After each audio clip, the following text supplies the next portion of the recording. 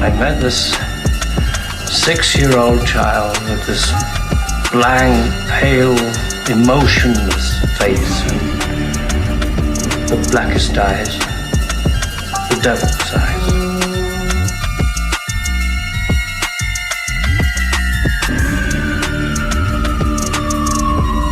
Hey, where'd you go, man? You're acting like really sketchy right now. I don't. Just the two of us. I will hold you close to I ain't me. paying you to be Michael Myers. I'm playing Michael Myers. If them kids come around and see us dressed up in the same shit, you're gonna ruin the whole effect.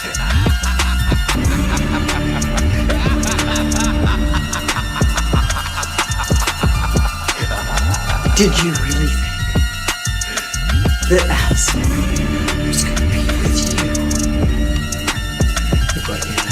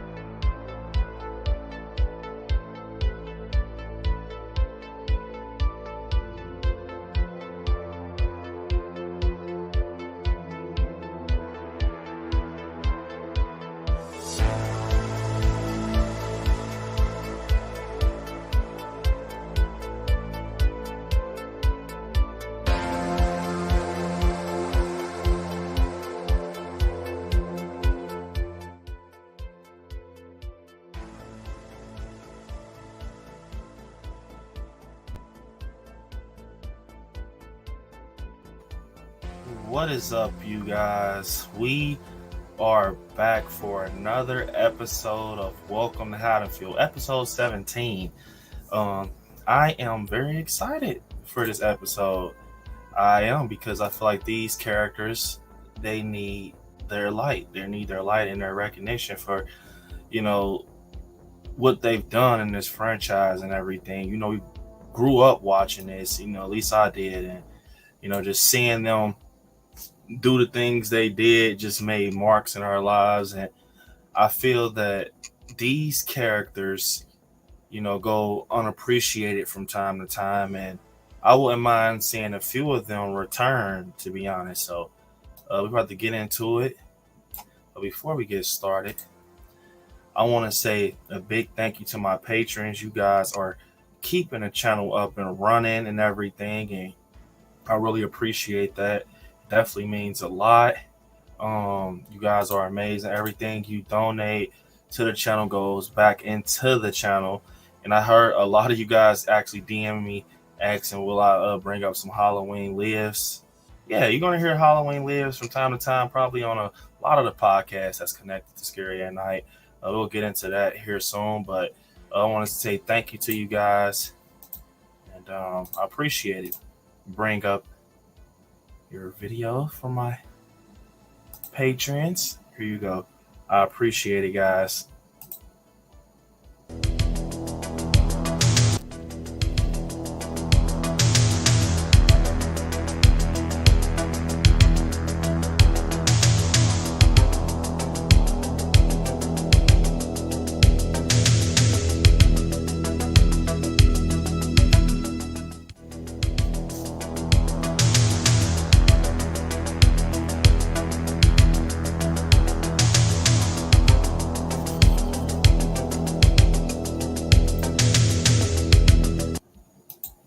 And if you guys haven't, definitely stab that like button, because it definitely helps, replay and everything. So we're at 27 likes. We're going to, ask for 55 likes. I know we can do it, guys. So let's try to get 55 likes. And we kind of jump into the chat and say what's up to everybody, and let's get started. Definitely stab that like button and get your list ready, man. Let me me see. Joseph said, "Hi, Brandon. I'm excited to watch this stream. This is going to be a fun stream talking about Rachel and Jamie and Allison too. Definitely, man. It's going to be super fun." Let me see. We got Mary in the chat. What's up, Mary? Try to say what's up to everybody. What's up, Opinions and Hi, Scary Fam?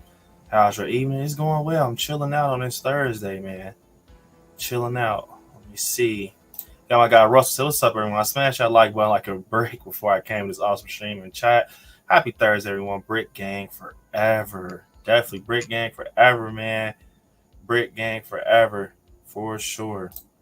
My favorite stream. I was salty last Thursday, but now I'm watching from Key West. Yeah, Kenyatta. I'm sorry. Yeah, I'm so sorry, but we're about to have fun now. You're going to really enjoy this stream, I promise. Yeah, it was breaking news I had to cover, but we're back. Welcome to Haddonfield. I know you love Welcome to Haddonfield, so definitely, yeah, Russell, you got to post it, man. I love to see it. And you guys, comment down below. Didn't I tell you guys you were going to be addicted to Discord? I told you guys, and I've been saying so. Like, first off, are you guys enjoying Discord? Like, are you guys enjoying it? Because, man, it's crazy. It's like we all have each other's cell phone numbers or some shit. Like, it's cool, though. I know it keeps a lot of you guys active throughout the day, and it helps you all. already have messages from people that hit me up literally the day after Discord, and you guys were saying, like, man, thank you, Brandon, for Discord. I'm happy, man. We've already got a lot of members in Discord. We want to be handing out some moderator badges here soon. I got to do it on the desktop, but I got you guys. What's up, Chelsea? Chelsea, I actually have to DM you back. I've been so busy. So, got to get you on here, Chelsea. Brooke said, hey, everyone. What's up, Brooke? What is up, Brooke? Got our good friend Brooke in the chat. Kirsten saying, hey, everyone, don't forget to smash the like button. Definitely, Kirsten. Definitely, Kirsten. I appreciate that. And welcome, Kirsten. Trying to make sure I get there, everybody. Thanks, Brooke, saying stab that like button. I appreciate it, Brooke. Helping me out also. Crystal, what is up? Got our good friend Crystal also in the chat. What's up, Crystal? Kirsten said it's fun. I'm glad you guys are enjoying it. Russell said I'm enjoying the Discord, Brandon. Joseph said it's fine. Definitely, man. You guys, let's try to keep the chat positive. I know, here I want to say this. Just try to keep the chat positive just because, people come here to run away from things, and I definitely appreciate you guys doing that. But just try to make sure everyone feels like, comfortable and welcome for sure. Mary said, my sister Taylor got bullied. I saw that, Mary. I actually seen that you said. I'm so sorry to hear that, man. I'm sorry to hear that, and we're here for you. We are here for you for sure, Mary. Brooke said, yes, definitely, Brooke. It's about to be cool. Son, what's up with Son? Saying, sup, Scary Family. Can't wait to donate to the channel. Yeah, man, I'm going to bring up some Halloween lives here soon, man. We're going to talk a little bit about that real quick. But I'm going to go in and out the chat today. It's going to be a kind of a crazy stream, like operating wise. And one thing I want to say is, once again, you guys, donations are accepted through PayPal. If you let me know, like if you donate through PayPal, let me know in the chat so I can go over there and check it out for sure. Everything is appreciated. Now, let me see. So we're talking today underrated characters from the Halloween franchise. Now, this is going to be an interesting one. And I want you guys to comment, things in the chat also that's connected to underrated characters, favorite scenes and stuff like that from these characters. And I'm going to get the ball rolling right now, actually. So let me see. I got them actually right here. So we're going to start off with. All right. We're going to start off with Tommy Doyle. We're going to start off with Tommy Doyle, guys. Now, this character right here. Look, I want to say this about Tommy Doyle. And I'm excited to talk about Tommy Doyle because one thing I feel like with this character is that he is underrated. Seriously. Like, I feel like that's why I'm starting off with him, because I feel like when it comes to characters being underrated, Tommy Doyle is one of them, off the fact that he actually was the one. If you think about it, in the beginning, he was actually the one that kind of notified everyone when it came to the boogeyman. I feel like he's so underrated. Now, Halloween Kills, that's a whole different thing. But I feel like Tommy, he was more of a character that actually he believed, and that's powerful, coming from a fan and everything with Halloween. I feel like he was just a kid just crying wolf at a point. You remember that scene where he's telling Lori, he's like, you can't go over there. That's the boogeyman's house. Like, he was a kid already believing in this whole thing. It's almost like he manifested it mentally. And I feel like he's so underrated because he was Lori before Lori.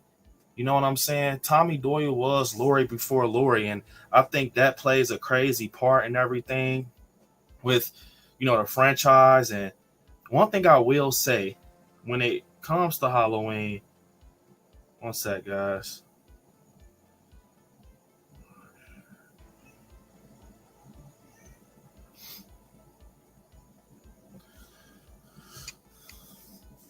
One sec, guys.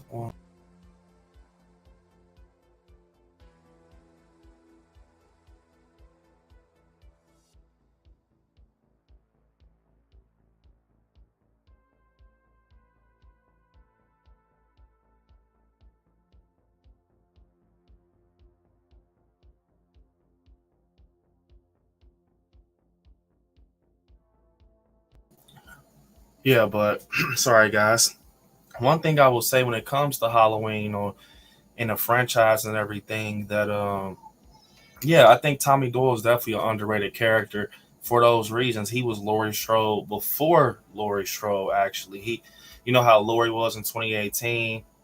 She was kind of like telling him that he's coming back, and Karen was like, you're tripping out and everything. And Laurie was once Karen. I think when you sit there and think about Halloween, these characters all swapped, shoes at a point. They all swapped shoes. And I think when you sit there and also kind of absorb these characters, they all know how each other felt at points, especially, Tommy and Lori. I think that's why on Halloween Kills, he said that, I know it's kind of cringy, but in bed, he's like, you watched me when I was younger, and, you made sure I was good. I'm going to make sure you're good. And that was powerful, but it was kind of cringy the way he presented that line. But you know what I'm saying? It was kind of powerful when you sit here and think about that, because it just goes back to 78. And it would have been better if it was the original Tommy, I feel like. But back to that, he went through these stages, even in Halloween 6. I understood where they try to say like Halloween, Tommy Doyle, Paul Rudd and everything. He was like traumatized and stuff like that. But it was like, yeah, Tommy went through things, but why is Tommy so traumatized? I know these are different timelines, but why is he so traumatized when you got people like, Lori, that she's traumatized, but she wasn't like jacked up like Paul Rudd. Like Paul Rudd was on the end of the mountain, bro. If you guys get that, he was on edge. He was tripping out for real, for real. It was almost time you thought he was gonna crash out and be like Corey Cunningham, like especially in Halloween 6. But I think Tommy Doyle, they could have. I would have loved to see him in the older Halloweens a little bit more. You know what I'm saying? Like, what happened that night? What happened that night after? And that's why I'm so happy to, doing a fan film, because it's going to give me an opportunity to just dive into a different world, if that makes sense. Because you kind of start asking yourself questions. You start asking yourself questions, basically questions of the same sort that I'm telling you guys. Like, okay, so they ran and jumped off the porch that night. They literally hopped off the porch. They were screaming and shit. And, and going to the Mackenzie's house to call the police and tell them to call the police and send them over here. I just wanted to know what happened that night. We saw in Halloween Kills where, they're sitting and at the bar. And I mean, don't get me wrong. It was cool when they showed us Karen's little flashback when she was younger. But Karen, she's like a new character. And I understood her little flashback. It explained a lot. But one thing I will say is that I would have rather had like a Lindsay or Tommy flashback. Like, have you guys ever thought about that? You know, what if we had a Lindsay and a Tommy flashback?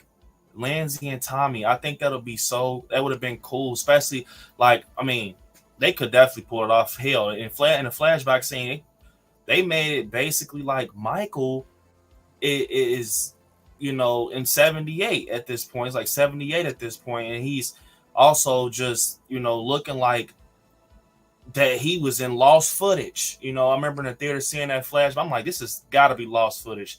You know, they killed it.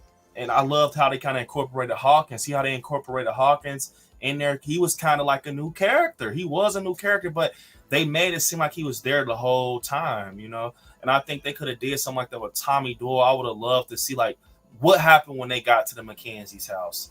You know, especially now, it would have been different if they were just random kids. If they were just random kids and we didn't get introduced to them later in this franchise, but we did. And we even had times when they kind of met Michael again, especially with Lindsay. And yeah, you guys, yes, no arguing, man. Come on, man. We're chilling out. We're having fun. No arguing, guys. No arguing, man. But so we kind of pushed forward, and yeah, man, I think that would have been cool to explain those characters, and I wish we would have got more of Tommy Doyle, more, especially, you know, I said Tommy, did I say Doyle? Doyle, Tommy Doyle, what the fuck? Tommy Doyle and Lindsay, man, because I think that would have been cool, because now we got them when they're older, and I think Halloween 6 kind of jacked up my image for Tommy Doyle with Paul Rudd. I would have rather Tommy Doyle been similar to like a Laurie, low key, but kind of some levels down. He was just there, you know. He remembers running off that porch and jumping because the boogeyman was upstairs with his babysitter. So Tommy Doyle's one of them for sure. Let me see who else I got. Underrated character, Tommy Doyle, man. If you guys agree with me, let me know in the chat. Do you guys feel like Tommy Doyle's an underrated character? Let me know. Let me see. Tommy Doyle. Who I got? I got a list of people. I just want to make sure I'm keeping the ball rolling at a good pace with these underrated. And let me know what you guys think in the chat, man. All right, I'm gonna pull up this guy right here. Hawkins, man. You gotta talk when it comes to underrated. You gotta talk about Hawkins, man. Smash the like button if you guys haven't. If you're enjoying the stream, but Hawkins, and the reason I say that is because when I first seen Hawkins, it kind of felt like he was flat, if that makes sense. In 2018, he was kind of flat, and I was like, I would have never thought, if you would have told me the next movie this guy's going to be like the center of it kind of in the beginning, I was like, you're lying, because he was just like standoffish, you know. In 2018 he was like standoffish kind of. You remember when Lori was like, basically she was talking to him, he was like, you know, why the hell would you do that for? And she's like, so I can kill him. It was more like he was just a character that didn't even know anything, but you're so tied to Michael. You know, you're so tied up to him. And that's where I feel like it hurts me, because it was so much space for him to grow. And it was and one thing I want to, we're going to kind of talk about Hawkins for a little while, because I feel like this character, man, he was set up to be something big in the franchise and interesting, because at a point it felt like that he was there since 78. I mean, they made us think that, but technically we didn't see him in Halloween 1978, the film we got 40 years ago, actually. But they made it feel like he was a part of that group with, you know, the cops and everything. And I don't understand. The thing I don't understand, and I want to say something too, pull up this right here. Brooks said, yes, but they really missed such great opportunities with Hawkins. He definitely should have been a sheriff. Yes, I agree. And I'm about to talk about that right now, actually, Brooke. I'm going to talk about that right now. And thanks, Crystal. I appreciate that. I appreciate it, Crystal. Let me see. Travis said, I remember. What's up, Travis? Welcome to the stream. Saying, I remember leading up the kills. I speculated the flashback with Hawkins will reveal he lost his legs arresting Michael. revealing prosthetic ones in the prison. What? What? Bro, that is some funny shit. Right? Like, it's not funny, but it's funny because I never thought of those shit like that. Yeah, that's crazy. Say he revealed that his legs was prosthetics, man. Wow. 1 second, guys. Let me see.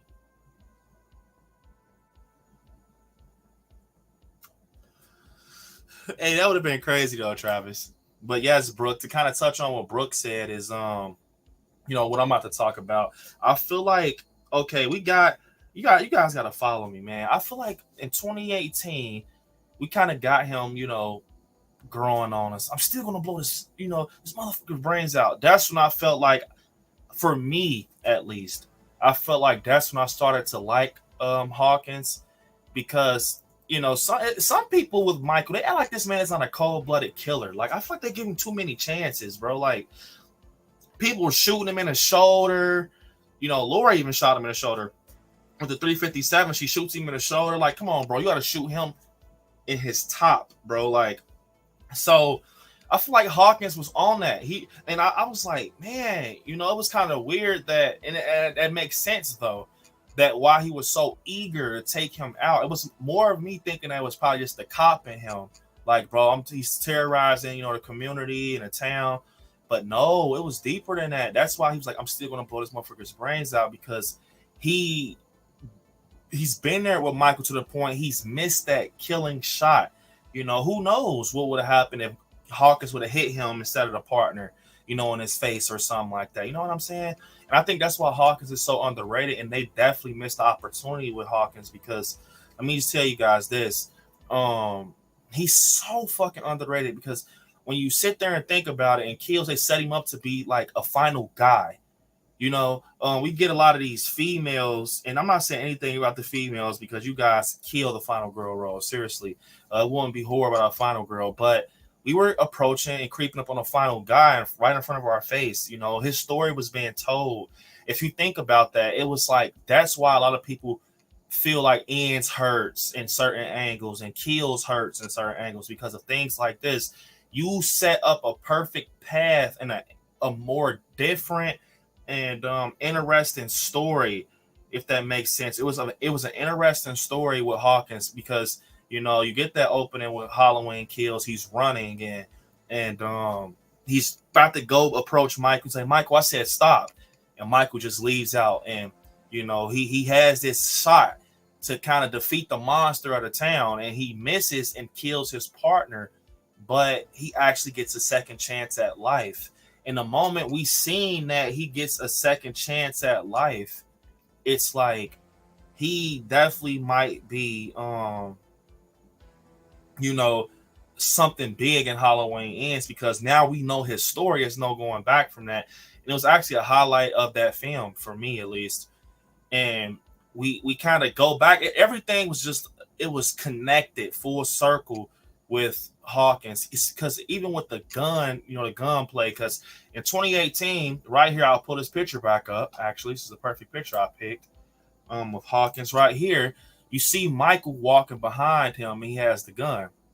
So what happens after this scene, guys? We see that he's like Michael. He's like Michael. He shoots and he misses up close. Almost like, if you think about it, Hawkins jacked up. I'm gonna get into the chat, guys. No worries. I'm kind of having this ball rolling right quick to get us, you know, our minds going. You know, you got to get into that rabbit hole. You know how it goes. But I feel like, you know, it was telling us something the whole while along. Like, you had your second chance in 2018. You had your first in 78. And I'm thinking, like, okay, when you put 2 and 2 together like that, and once Halloween Kills credits rolled, it was like, damn, he missed the shot even in 2018. And that explains why when he finally got him on the ground with Sartain, he said, I'm going to blow his brains out. He's laid out. This is my chance, my opportunity. No walking, no interference. And Sartain messed it up. Halloween Kills, he was injured from his injuries in 2018. So, you know, all he could do is pass the word on to Lori and say, you know, it was never about you. You know, it was never about you, Lori. And that was powerful too for Hawkins to tell Lori that, you know, because I mean, no one has ever told Lori that. No one's ever told Lori that it was never about you, you know. And it was what he said was real. It was real shit, bro. Like, you are stopping your life for, you know, a person that is not even worried about you. It wasn't even him chasing you. And that when I look, I'm telling you guys something. When Hawkins told Lori that, it blew me away in the theaters, because this whole time, you guys can't lie, we all were fooled. We were duped. We were duped right in front of our faces, because we thought that Michael literally was coming home to finish this story. Now be honest, you guys, comment in the chat. You got to be honest here. When 2018 came out, did you or did you not think that Michael was just like after Lori? He was like after her, like because of the legacy. He remembered her and he wanted to kill her. You definitely thought that. You definitely did. Seriously, I'm telling you. And we did not find that out really until you probably found it out a little earlier. If it was like basically you dive deeper into that Sartain role type thing, you know, you would have found it out earlier, like, okay, this guy is, you know, basically, I don't know, he's basically just going through this point of life where it's like he's obsessed with Michael and he wants to reinvent the story and have it continue and everything. And whole time he was the connection. Sartain, Dr. Sartain, he was the connection between Lori and Michael. If you think about it, Michael just wanted to go home. He wanted to go home the whole time, bro. He escaped. He got his mask back. He made everything complete. And when Hawkins were driving, he's like, I got eyes on him. Bro, Michael wasn't. He was literally by himself. He was walking by, bro. He was literally just walking, bro. He's like, I got eyes on him. They approached him and hit him with the car. And, you know, I feel like that when you think about it like that, Hawkins was right, man. And one thing I would say, guys, I'm gonna try my best to get to everyone in the chat, man. But it is very hard, bro. Especially with like not that highlighted option, the super chat option. It's hard. I'm basically operating. Kim said, hey, everyone, I'm late. What's up, Kim?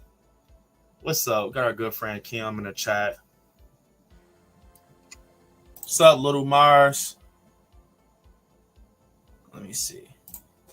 Travis said, I would have loved Ends if it was set on the same night, seeing how far Lori and Hawkins pushed themselves in the entire movie to take Michael down. Hawkins getting crawling with a shotgun to get Michael. That would be crazy. I mean, it would have been roughhouse as hell because Lori got kneed in her stomach in Halloween Kills and she went down for the count. You know what I'm saying? So, what's up, Skills? What's up? I'm trying to get there, everybody. Chris said, I love Hawkins in 2018 through Ends. I don't know why, but this character was genuine to me. I really enjoyed his and Lori's friendship, how they were joking in the hospital. Yeah, it showed you that they were actually, you know, trying to get something going, but you know, this havoc that Michael caused kind of put stuff to a pause. So yeah, I agree with you. You kind of wanted to see where they went, and in Ends, it kind of like just went downhill, you know. But let me see. Mary, I hope everything is okay. Seriously, I hope everything is okay. Let me see. DJ said, I'm here. Definitely. What's up, my guy, DJ? Kim said, I thought he was until Hawkins said what he did in the hospital. It was never about you, Lori. Yeah. You know, it was that was powerful. That's why I said that was a powerful reveal when he said, like, it was never about you, Lori. You know, it never was. And then she was like, that's why when Lori sat, and we're about to get to the next underrated character, but that's why when Lori was sitting in that bed, she was like, damn. You got to think about it like this, guys. Lori, she said this, I've waited for this night. I've prepared. She told Karen, I've prepared you for this night, your whole life. Karen even said it. Remember the flashback? We just talked about it. Karen was punching, bro. She was literally in Rambo mode as a girl, as a younger girl, bro. She had her own little rifle. She went through it. Even with the podcast, they say, you know, 2 failed marriages, stuff, issues with her child. All that happened because of Michael, bro. And it was almost because it was more of her obsessed with the thing that she's went through now. I mean, can you blame her? Like, that's one thing a lot of people take for granted, you know, Lori's innocence, man. Like, she was a child for real. I mean, she wasn't, but she wasn't Lori how we got her in 2018. She was just new to everything. She was trying to get laid. She liked being Tramer. She wanted to, you know, be like PJ Souls, Linda, and Annie. She wanted to be like them, bro. They are all talking about, if you go back and watch, people never look. I remember who did I tell this? So I had told this to someone. We were out of town. I told them. And we were talking about like Halloween 78, and I explained, like, bro, Linda and Annie were not good friends, bro. Like, I'm telling you that right now. You guys, people can say what they want about me in the chat. They were not good friends, bro. They left Lori on Halloween night for guys, especially Linda, bro. And I love PJ, so I'm talking about the character, but she was like, you know, we planned this the whole week, so we got to make this happen. I'm like, and Lori's like, well, I'm over there babysitting at the Doyle, so that's weird. And then Annie is like, oh, great. You know, Annie's saying, like, basically, like, yeah, what options do I have? You know, babysit with Lori or here, basically PJ and them. You know what I'm saying? So they weren't good friends, bro. And she just left on her own, and they're, you know, just doing what they're doing in these houses. And Lori's babysitting, and Annie, you supposed to be babysitting Lindsay. You're putting her off on Lori so you want to be on the same shit as Linda. And you know, she's basically saying that you know, remember she's saying that she wants to be like them and talk to Ben Tramer and all of this craziness. And yeah, it's just crazy. Hold up, guys, 1 second. I actually just thought about someone else that is underrated while I was talking. I want to bring their picture in eventually on the stream, so bear with me, because she definitely needs to be talked about. Yeah. Here we go. I got a good one right here. Let me see. This should be hopefully this is a good, guys. Only if you know, man.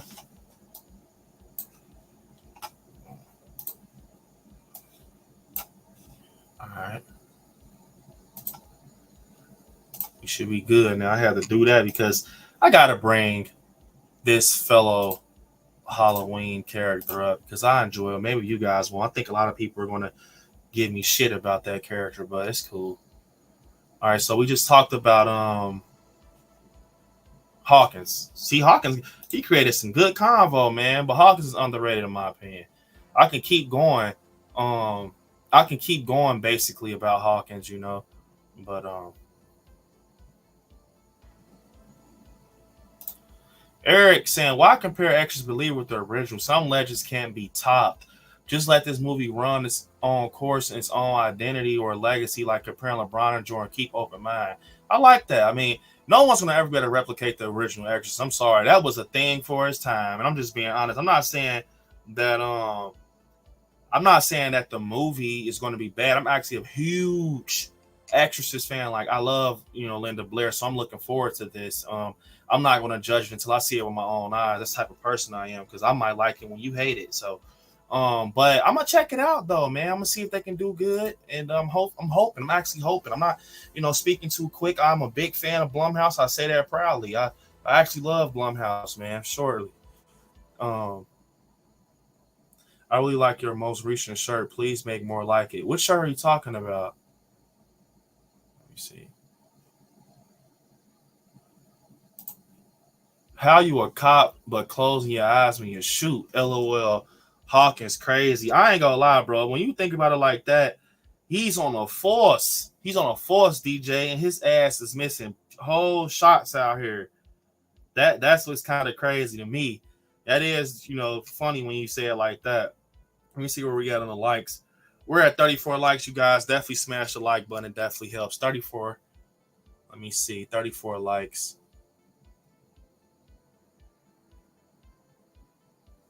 Let me see.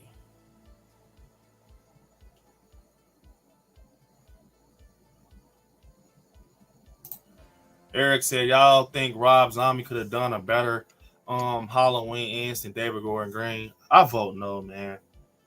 I'm gonna be honest. I don't think he could have. Brooke said, "Is it Busta? Is it Busta?"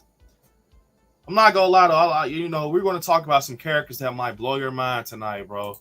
Like we're going back down memory lane. That's why I was excited for this stream. We're going down memory lane. And speaking of memory lane, should we keep on the new characters? I'm gonna let you guys think. Should we keep on the new characters right now and kind of throw an older one in there? Because I got a variety of characters. I did. Kind of took me a couple hours to think. I actually thought about characters seriously. I actually was looking forward to this so much I had to push it back for the HHN stream. So I thought about a lot of characters. So should I keep it on old or go to new? No, we're on new right now. So should I go back to old or keep the new going? Let me know, guys. It's been cool, man. Smash that like button.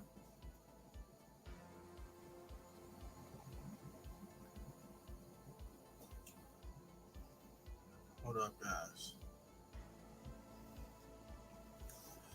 All right, let's see.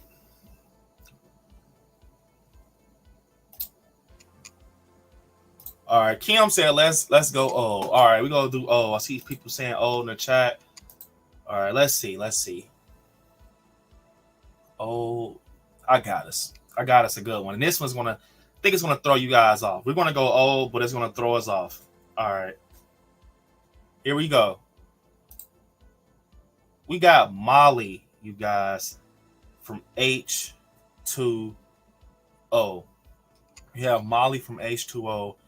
And man, look, when I say underrated, I really mean it. I'm so serious. And you guys might not agree with me, but this stream is like I said, it's to shine light on characters in this franchise that deserves it, and Molly is one of them.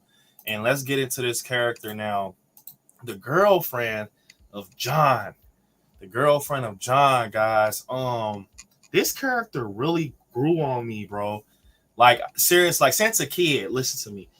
H2O is one of my favorite Halloweens due to just many reasons, and I'm happy to talk about some H2O, but the reason, and good night, Mary. Good night, Mary. I hope you get through everything, and we're here for you for sure. Get you, some rest and everything. We're definitely here. But I feel like, the Molly character is so underrated for numerous reasons. Now, H2O, like I said, is very special to me. I know people give it shit because the K&B mask, the CGI mask, the look, the feel, the scream feel. And with me, I think that the reason this character was so underrated in H2O was because, first off, you got invested in her. Even though they did not do a good job at putting her front line, I feel like this character should have had the energy of like a Rachel or like a Allison, a little bit like a Allison, but more of like a Rachel type character. But they put her in a spot like Vicky from 2018, kind of. But it wasn't like, I just felt like she had more potential, bro. Like, and we got that at the end, but I really was invested in her. You kind of got that scene once again. I'm going to pull it up. This was like a H2O, not an H2O, like a 78 scene.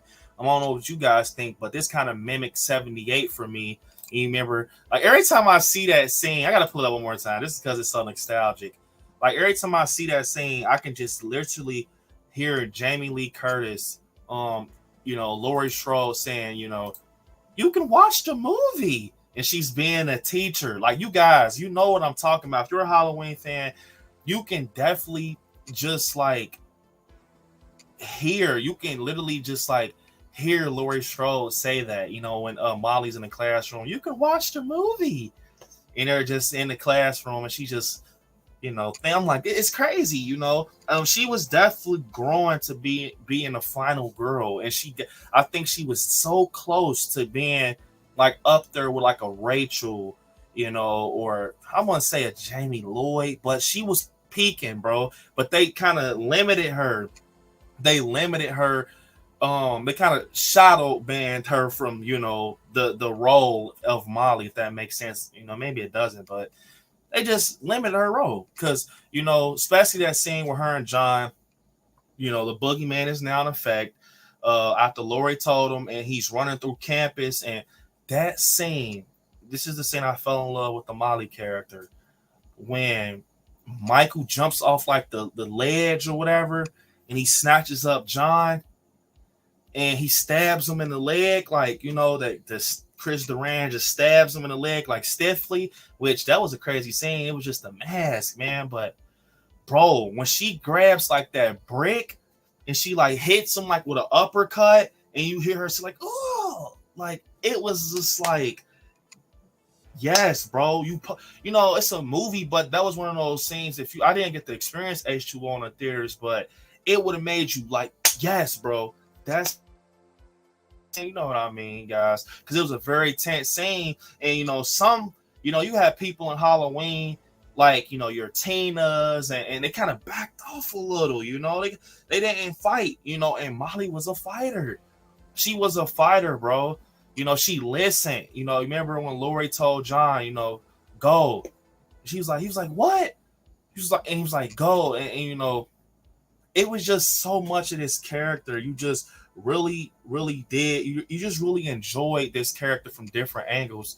And I wish we could have got a little bit more of her. I love the scene where they kind of plant the little Halloween party for their girls, and it was cool. It felt Scream like, but it was just cool for its time being, man. And I think Molly's underrated, and that's just my opinion. She plays a big role in H2O to me. When I think of H2O, I definitely think of Jamie Lee Curtis for sure. I feel like that's peak time Jamie Lee Curtis, Laurie Strode, and that Laurie Strode version to 2018. I'm not gonna lie, man. H2O Laurie Strode, that's when she hopped on bullshit, bro. She kicks the axe and she grabs it out. She screams Michael's name. You gotta love H2O. You gotta love H2O, man. And we got a donation, guys. I want to pull up. We got a donation from, who do we have a donation from, guys? 1 second.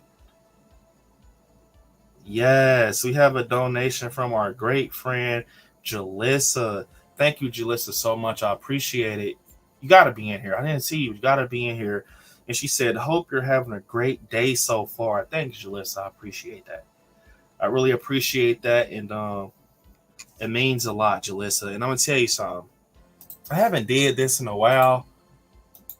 But for that donation, Jalissa,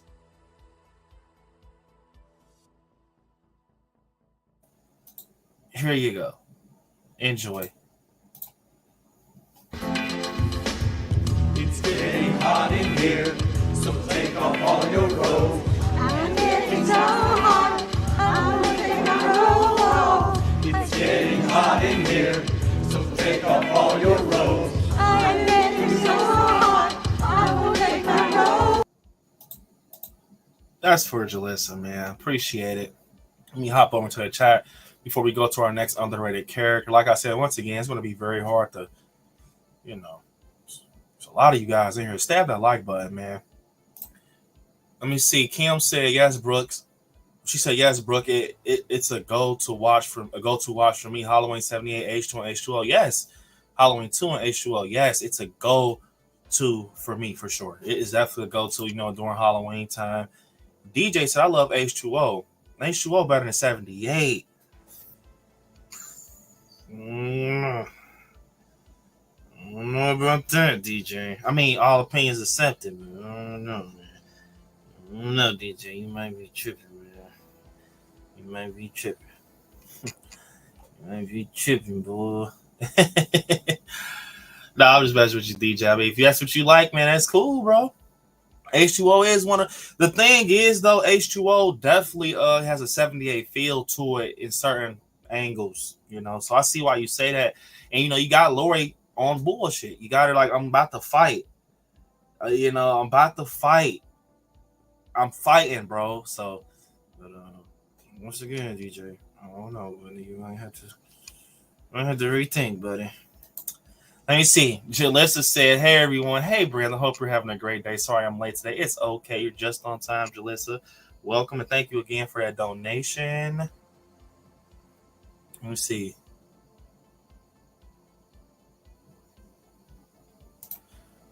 Kim said, I saw it in the theater, too. I was married and had a new baby, though. At least you got to see it. That's crazy. You got to see it in theaters, Kim. You got to be behind the hype, so I definitely agree. You know, H2O is one of those ones you keep in rotation for sure. Crystal said, I'm just neutral on Molly. She's okay. That's fine. That is fine, Crystal. I know you love Tina. I know Crystal loves Tina, so let me see. What's up, Xander? I see everyone. Wait, I don't know. I see his name, but I don't see. Oh, what is up, Xander? What's up, man? Welcome to the stream. DJ said, I'm dying, B. Hey, DJ, I'm telling you, man, you tripping. DJ said, that tripping on. Yeah, bro, you tripping, DJ. What's going on? Yeah, Crystal said, hot take. You tripping, DJ. You tripping. What Ice Cube said on Friday, Craig? He said, Debo, man, you tripping. That's what, yeah. Brooke, I've been missing that choir beat. Yeah, man, maybe they'll lift your guys' spirits up for sure. Minister Studio said, my favorite Halloween is H2O, but not 78 is definitely the better film. See, that's cool, man. You know, that's cool, Minister. I ain't gonna lie, buddy. DJ, you gotta check that, buddy. But look, while I got everyone in here, I want to say this. I'm gonna pull this up and give me about 60 seconds. So, as you guys know, I revealed Halloween Lives is in the works right now. The fan film done by yours truly, Brandon. I like scary, whatever you want to say. It has to be Scary Films. You know, produced by It Has to Be Scary Films, which is my filming company I came up with. That's gonna be behind this and everything. I dropped the first look yesterday, you know, on platforms such as YouTube, Facebook, TikTok, and it's so look.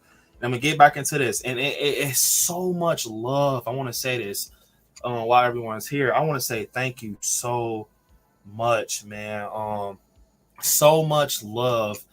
Like, bro, when I dropped it on Instagram, I got DMs flooded with so many questions about who's playing Michael, where you're taking the story from, in the timeline. How is it gonna, incorporate in this timeline? And is Michael going to be brutal, as he was in 2018 and kills? And are you going to go more of a silent Michael?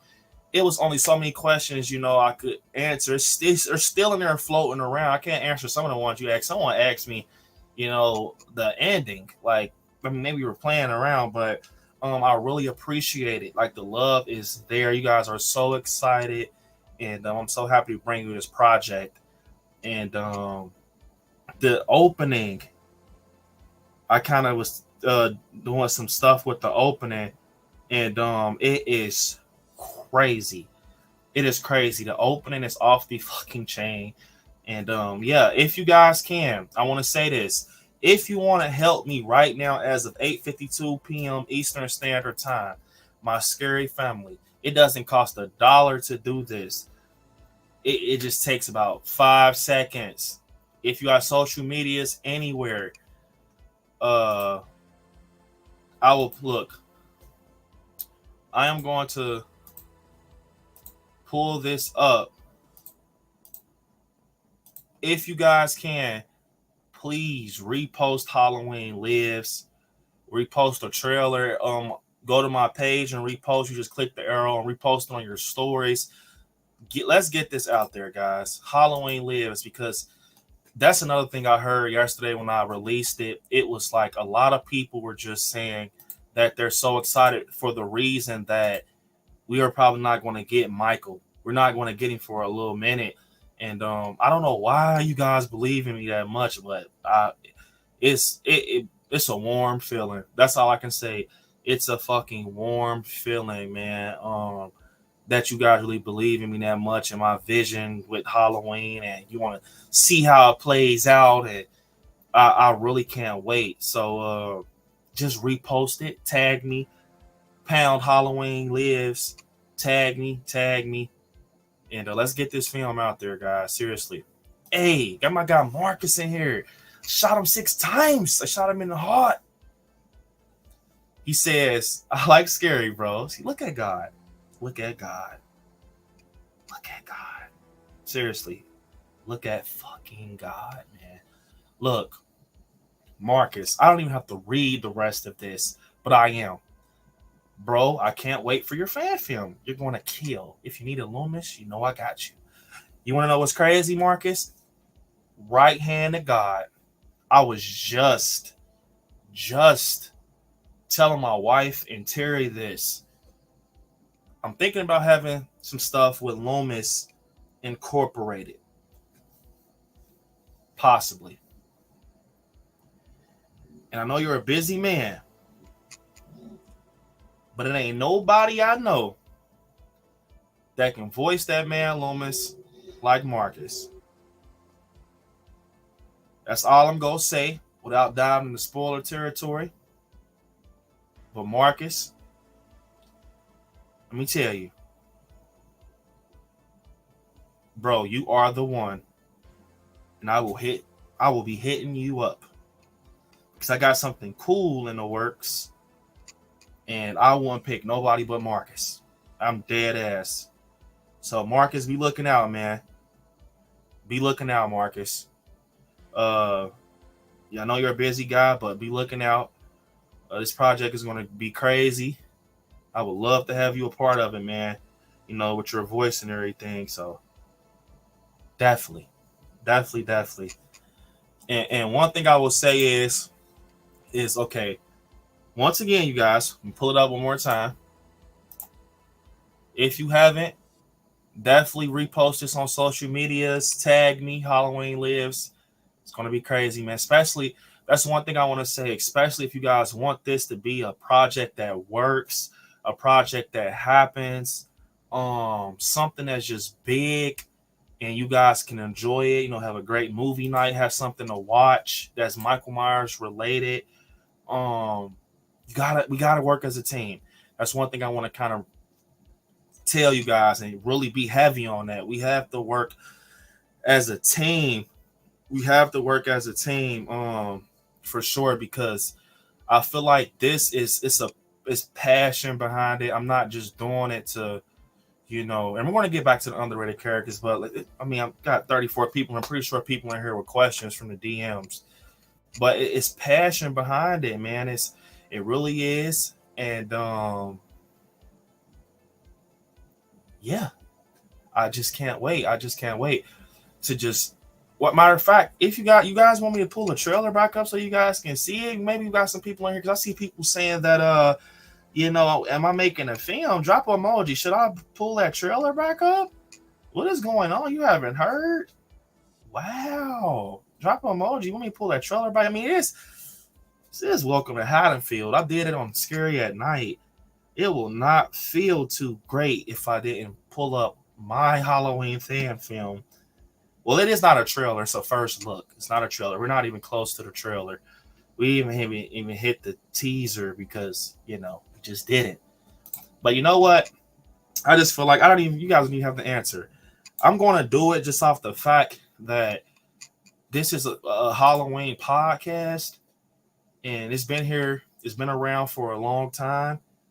And, yeah. So I'm going to pull this up for you guys. For the ones that don't know, you're about to know. And here you go, guys. Here you go. This is the look. If you haven't looked at the first look of Halloween Lives, here you go. Here you go, right here. I'm going to pull it up for you. First look. Let's go.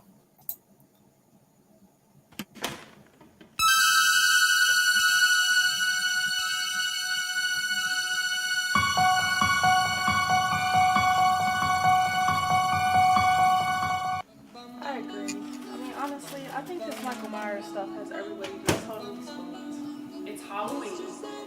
You need to work things out with yourself. You need to work things.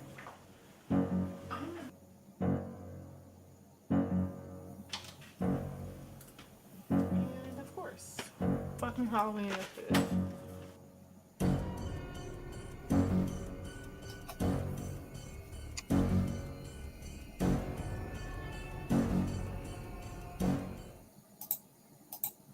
So, you guys, for the ones that didn't know, that was the first look at the fan film that will be coming to you all. Halloween Lives. It's still actually unreal that I proceeded with this project because it's crazy. But like I said, to get in, look, 40 people in here. But look, to just get into it. I just feel like when you really sit here and think about it with Halloween, you gotta do things certain ways, and I feel like without saying too much, you got to kind of pay respect to the originals and everything. Make it like, a love story to the original, not what David Gordon Green claimed, he did. But I think this would just be crazy, man. Seriously, I think this would be crazy. You guys are going to love it. The opening, I want you guys, when you see this opening, really, once you see this on your screen, lock in with the opening. Because I put so much work into the writing with the opening. That's the one I feel like the opening and the end is going to be the ones that I feel like that's going to be big moments that I'm going to enjoy a lot of you guys reacting to. Like I said, if you guys want to react, look, I got the trailer and everything in the works. Tuesday, I will be revealing a promotional poster along with the crowdfunding on Scary at Night. So I'm gonna drop those links in the chat. Once again, if you want to donate, definitely it helps so much. I need, donations with this project to get the costumes going, prosthetics, the editing softwares, and all of this stuff I'm gonna have to do. I gotta use certain areas in this film to make it look great, certain places. It is definitely not cheap. It's not a real movie, it's not a real movie, but yeah, man. It is definitely, if you want to donate next Tuesday, that will be not even next Tuesday. I just raised funds for the film Halloween Lives. You can get your voice in the movie, possibly. That could possibly, well, that's going to be an option. Voice in the movie. I can incorporate you with like a FaceTime call or something. Your name can be mentioned in a movie. Merch. You can. I'm gonna do a Q&A with the cast. You can end up on that Q&A asking questions. I'm gonna have some exclusive panels going on, exclusive watch party thing I'm gonna do for this event. I can't say too much about that. I will have an option that will be more on a like higher price side where you could get the technically the screen use color palette of the mask type thing. You know what I'm saying? Like the color palette. So it's not going to be the screen used one off of the actor's head. It's going to be one that looks just like the one I will paint up. I'll sign for you. The blade that Michael, if he uses the blade or whatever, I'll be putting that up. I mean, it's Halloween, but I even go down to the coveralls that I use. I'm gonna have a lot of stuff, Blu-rays with behind the scenes on there, like deluxe Blu-rays. You can get posters with the cast to sign it.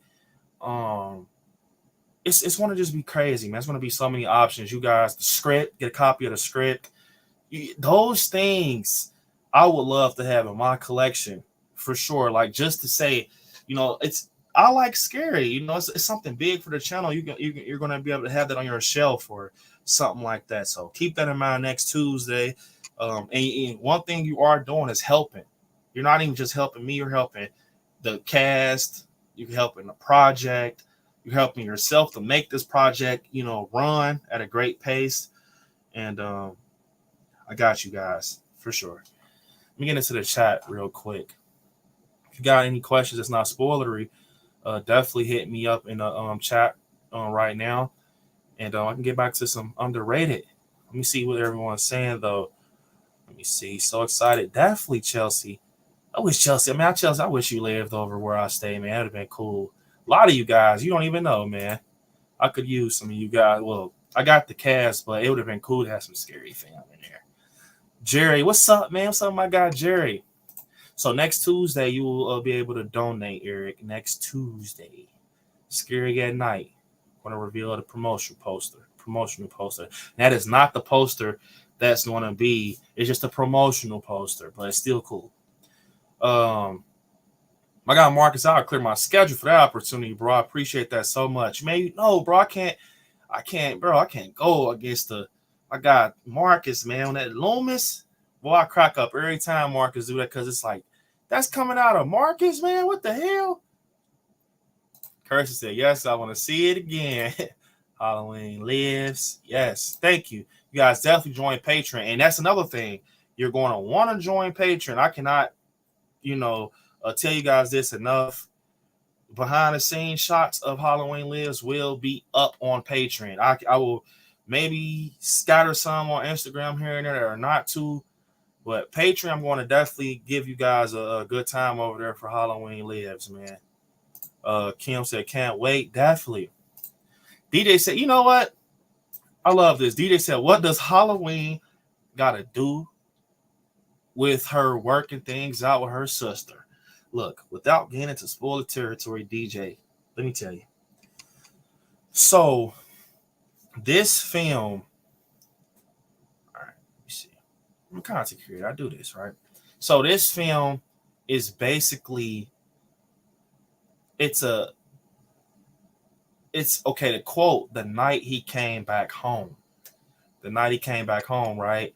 And it's a continuance from 78. So it's almost like my version of 2018, but and some, and it's basically the same formula as 78, kind of, teenagers and things like that. And to kind of, this has nothing to do with the film, like what I'm about to say, but okay, Michael Myers, right? 40 years ago, he killed someone.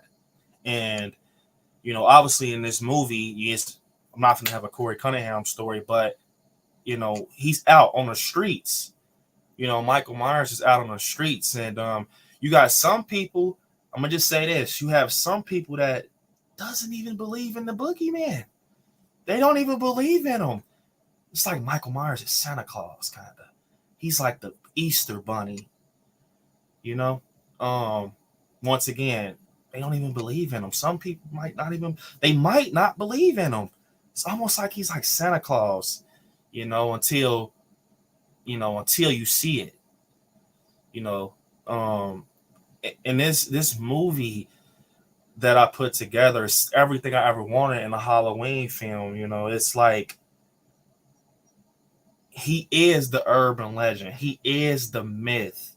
He is the story that you tell kids to get, basically their gears going. He is the myth. He's the story. He's the scary tale.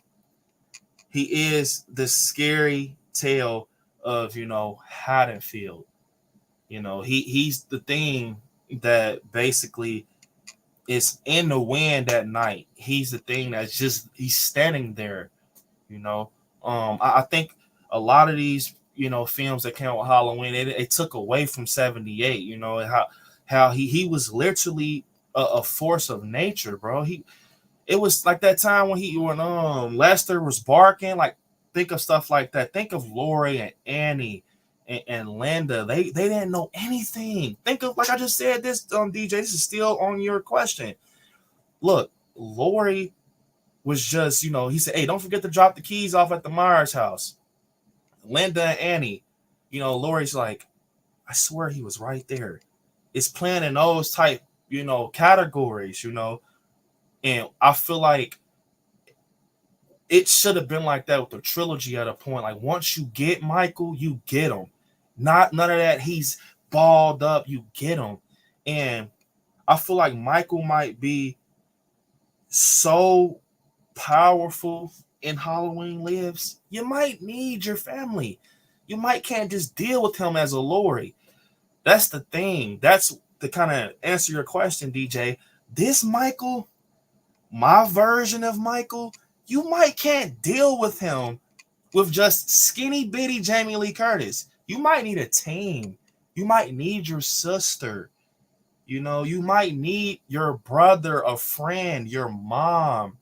You might need to stick together to get out this tight, very tight situation of a killing machine that's on the loose with no leash in a town.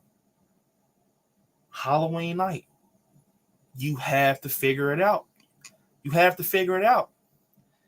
And you're basically, and to kind of end off, DJ, these teenagers, this cast of Halloween Lives, these teenagers, this cast, these people that I'm working with and these characters, listen to me. Listen to this.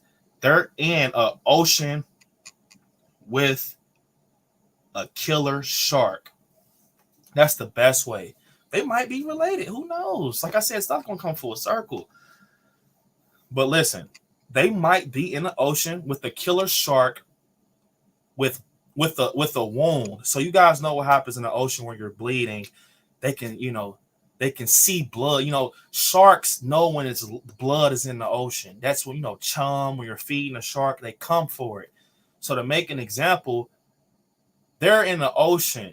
This is the last thing I'm going to say. These cast members, these teenagers, these people in Halloween Lives will be in the ocean with a killer shark with no boat around. So what you're going to have to do, DJ, to answer this question, what does Halloween got to do with working things out with her sister? If me and you are in the ocean, stranded with no yacht, no boat, you got a killer shark, and you got a cut in your leg, DJ, and you're bleeding out, we're going to have to work together, bro, or we're both going to die. That's my point. It gets deep. When I tell you guys this movie is going to be deep, I'll promise you. I thought long and hard.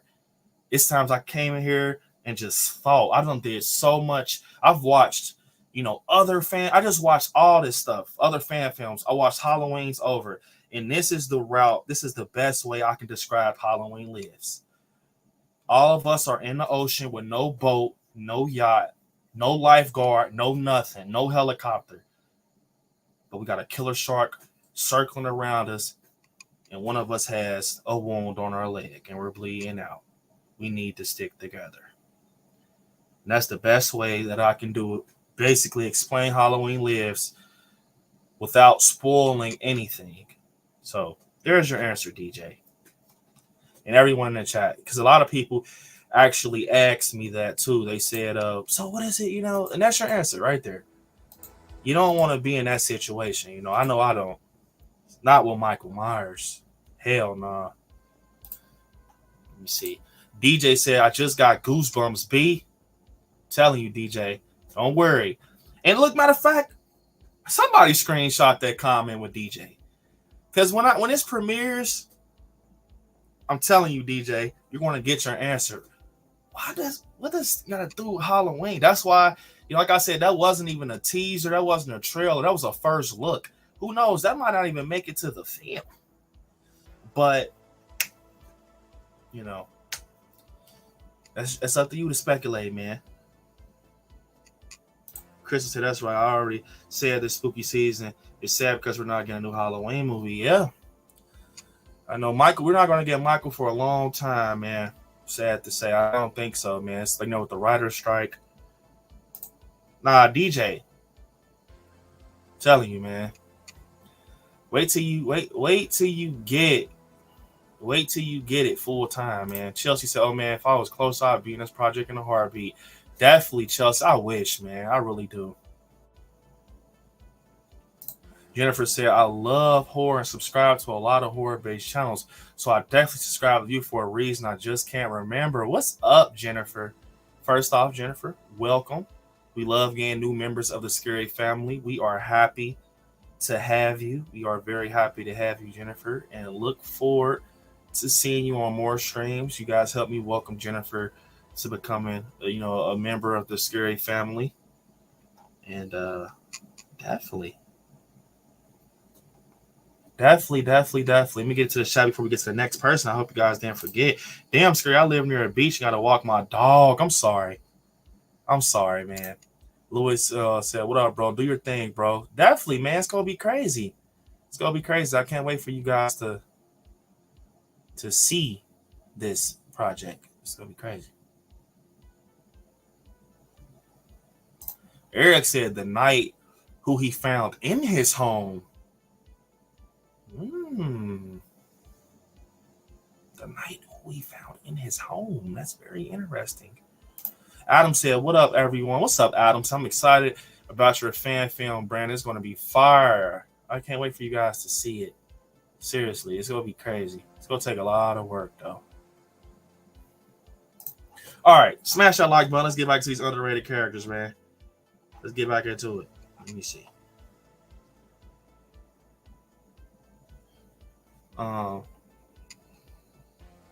Definitely Lewis, man. You know, Monica wanted to be in that. She wanted to be in the project. She's just as happy as all of us. It's going to be crazy.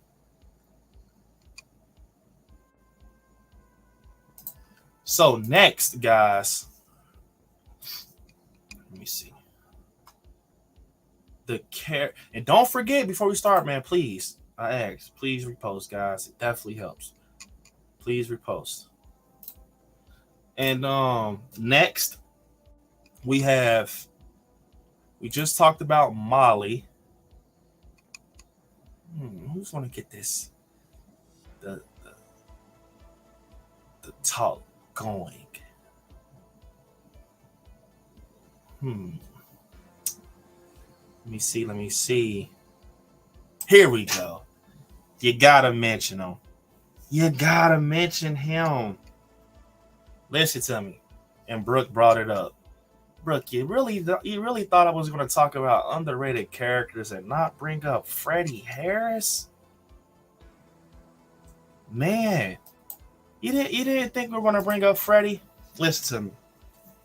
I know people hate Halloween Resurrection. Seriously, I know you do.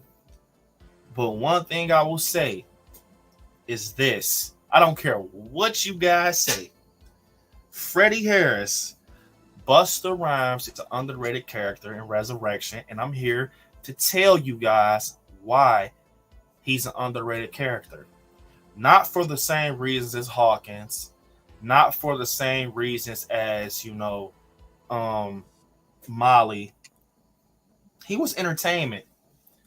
He was literally entertainment, and he was entertaining as hell, man. And that's another thing that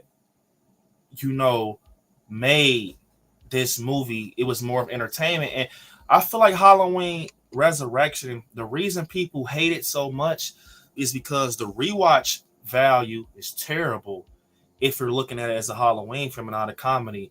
And that's just my opinion. I feel like it wasn't set up for 2023. It was set up for its time, and that's it.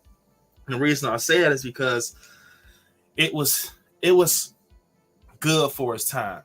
And Halloween Resurrection was the first film I've ever seen it was the first Halloween I've seen in a theater.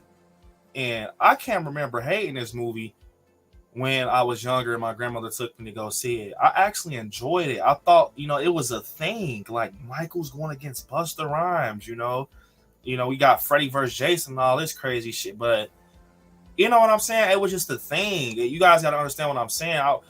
He was entertainment. Now, as a character and connecting with Halloween, no. Freddie Harris was, but he was kind of keeping the electricity in this film, bro. Like from the, hey, Michael, come and see me. Hey, Michael, come and see me. And he does the silly ass Bruce Lee shit. It was entertaining.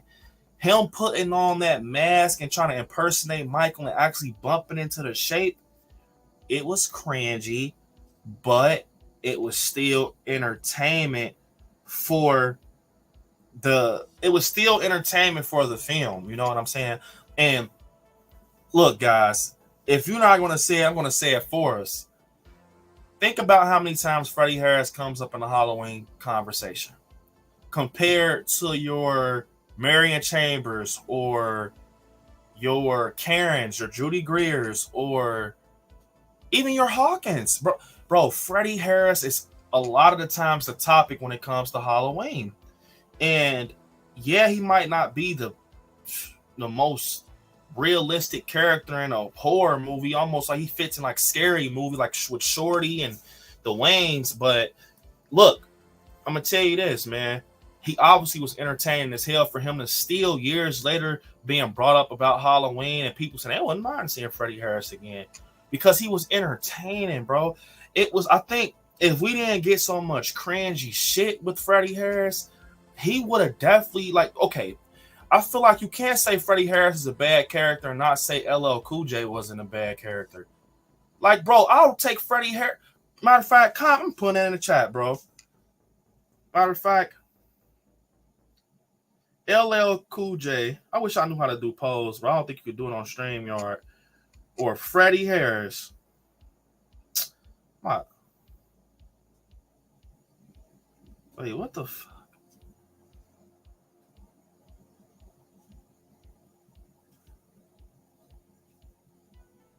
It's not letting me.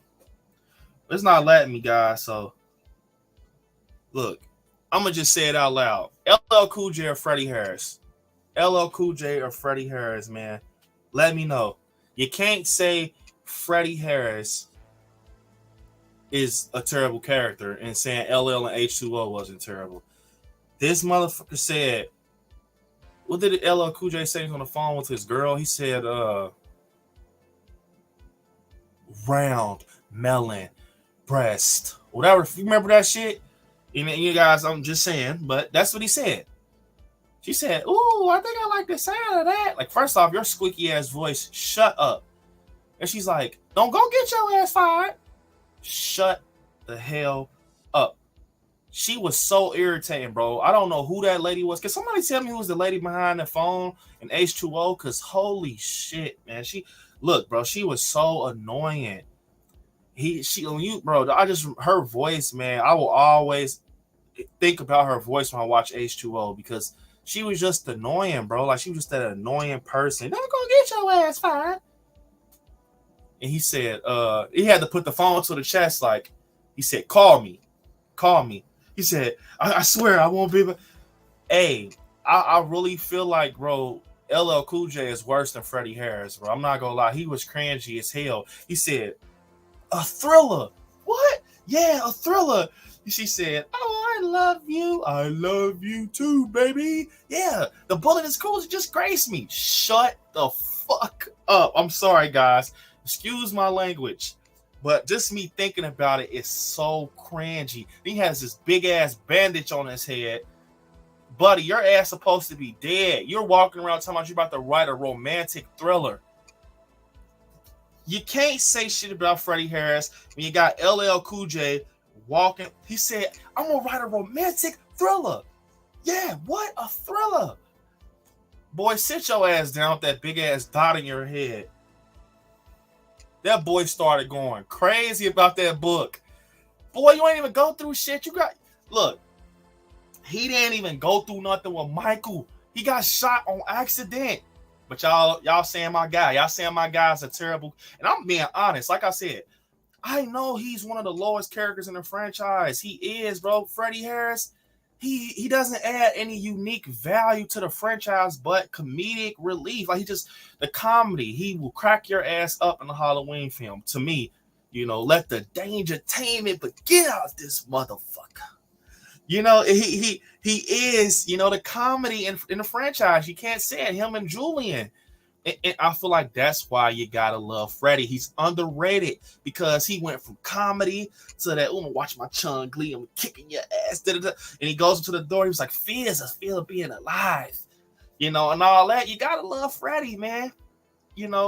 And this has me going because, I love Freddie Harris. Michael's hanging by the cord and Sarah's right there. He's like, it's like he cut the cord. He's not there no more, and he's like, shit, fuck. He's like, where is he? He's like, where is he and shit, bro? He was like, why? It was so cringy And then he, Michael's behind him, and he looks. So they're looking in the phone, and he's like, and he stabs him. Bro. I swear, guys, you can get off this stream right now and go look. This is exactly what Michael did. That motherfucker said. It stabbed him like this in the shoulder. He said, "Run, run!" Like you don't even sound right. Fucking saying run, Freddie. But I'll take Freddie Harris over LL Cool J because you remember that part when he said psycho. Like, bro, what? Just get out of here, LL Cool J. Stick to that song you made. I forgot. What was the song LL made? I Need Love. I'm going to go Freddie Harris, man. Julian's an underrated character. He was hilarious and unbelievable. Maybe we'll pick up on Julian. Nah, you're right on time. We're talking about Freddie right now. I told you, Brooke. You thought we was going to have an underrated conversation without Freddie? Adam said Resurrection is a riot when it comes on AMC Fear Fest. I watch it every year and have a good time. Yes, it's that film. It is that film, bro. You could watch and have fun with it. I actually watched Resurrection. I watched Resurrection actually a couple weeks ago, and I enjoyed it. I was cracking up.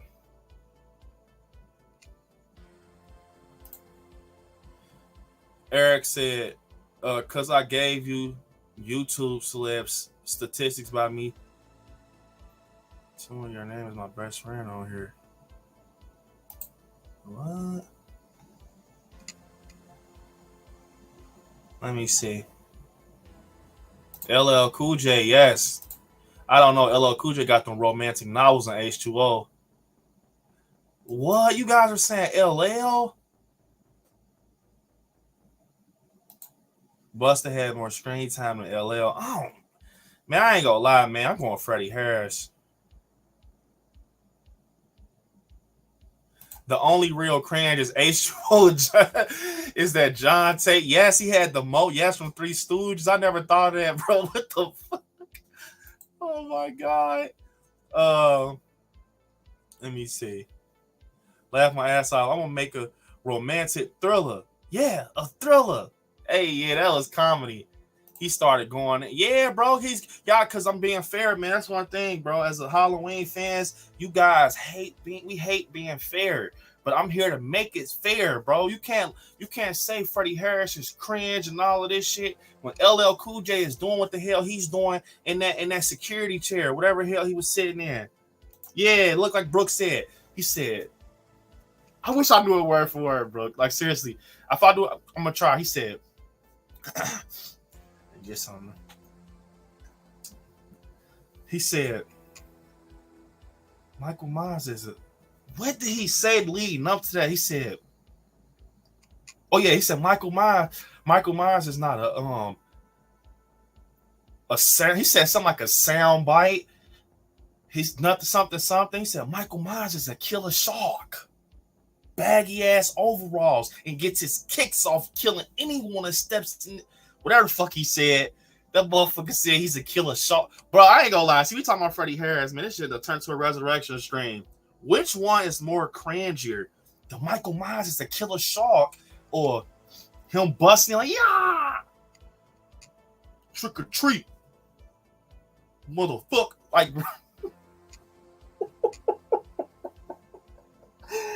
Oh, like it wasn't to me, it wasn't him saying trick or treat, mother. It would have been cool if someone else would have said, like, I think it would have been cool when Lori was pointing at Corey, and when it would have, like, that's how I know it wasn't the saying, because if you picture Lori sitting in Halloween Ends with the revolver, when Corey opens the door, that would have been cool if she would have said trick or treat, motherfucker, and she just blasts his ass.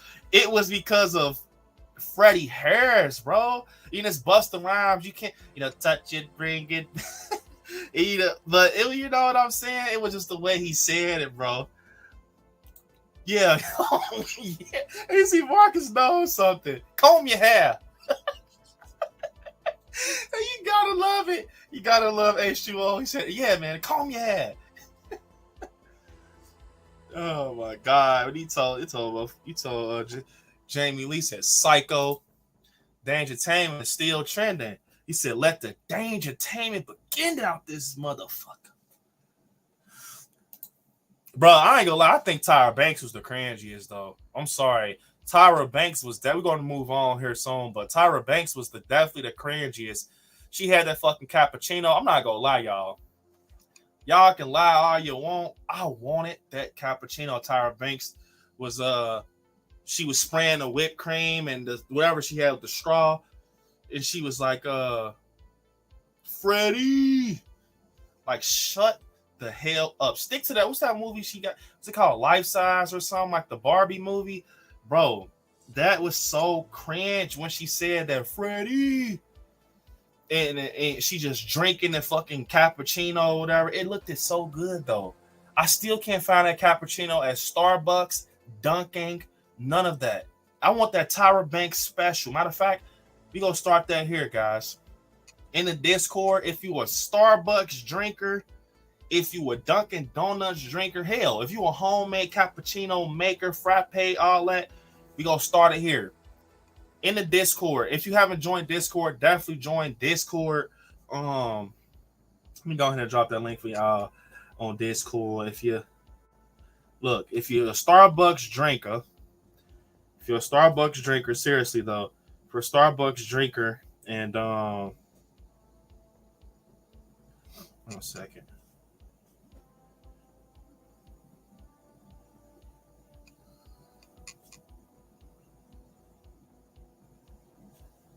Yeah.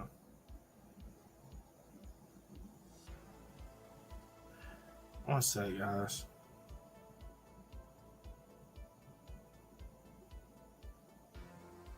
Yeah, if you're a Starbucks drinker in the Discord on Instagram, get that Tyra Banks special, man.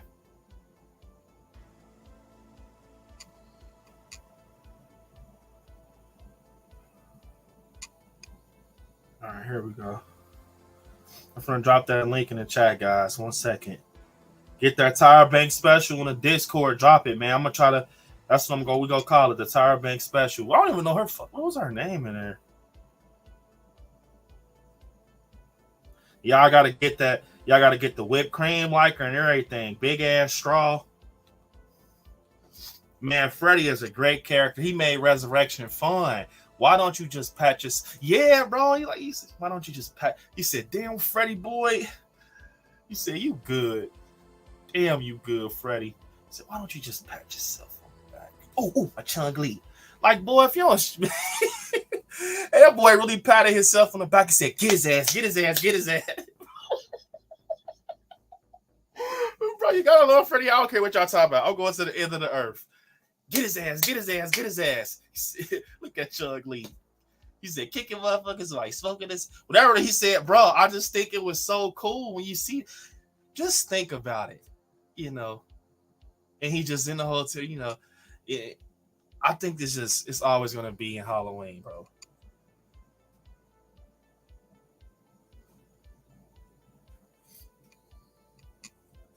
Get his ass. I just dropped the Discord link in the chat, guys. Yo, why you had to flame LL like that? My boy said, stick to I need love. Yeah, you got to stick to that. I need love. Hell yeah, Mary. Be Michael. Kim said, DJ, that's why Freddie told the real Michael to go around back with Nora. He said, go around back with Nora. Wait, hold up. Why did he say that? Freddie. Tyra Banks was cringe. Yeah, she was cringe, bro. Get that Tyra Banks special, though, man. Get that extra whipped cream on that shit. Michael, may ye never rest in peace. Mario said when Busta said, what does someone have to do to get some help around this motherfucker? And he had the Michael mask on. That boy eyes was like this. That boy eyes was like this in that mask. It wasn't no block his eyes for his shit, boy. His shit was right there. His shit was right there. He said, yeah, you know, we've been looking all around, all this over this motherfucker for you. He said, take your ass out the back. The door's unlocked. That boy was about to pass out in that latex mask. LOL is fine, but you draw that line, Tina. Yeah. I shot him 6 times, man. My guy saying Michael Myers is a killer shark with baggy ass overalls. and gets his kicks off, killing anyone. Yes, man.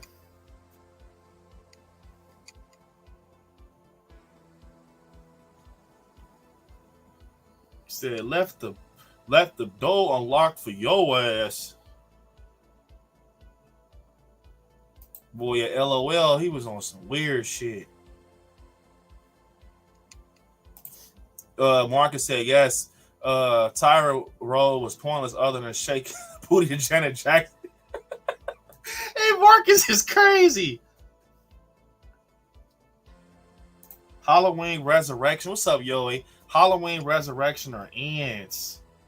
Man, I ain't gonna lie. I'm going Ends, bro. I don't know, Yoey, man. Y'all getting a little too happy over there. I ain't gonna go that far. So, all right, we got another funny character, but I'm not gonna pull him up yet. We're gonna get back into it. So, who is it? We're on Resurrection, right? We might as well talk about her. Sarah, we might as well talk about her, man.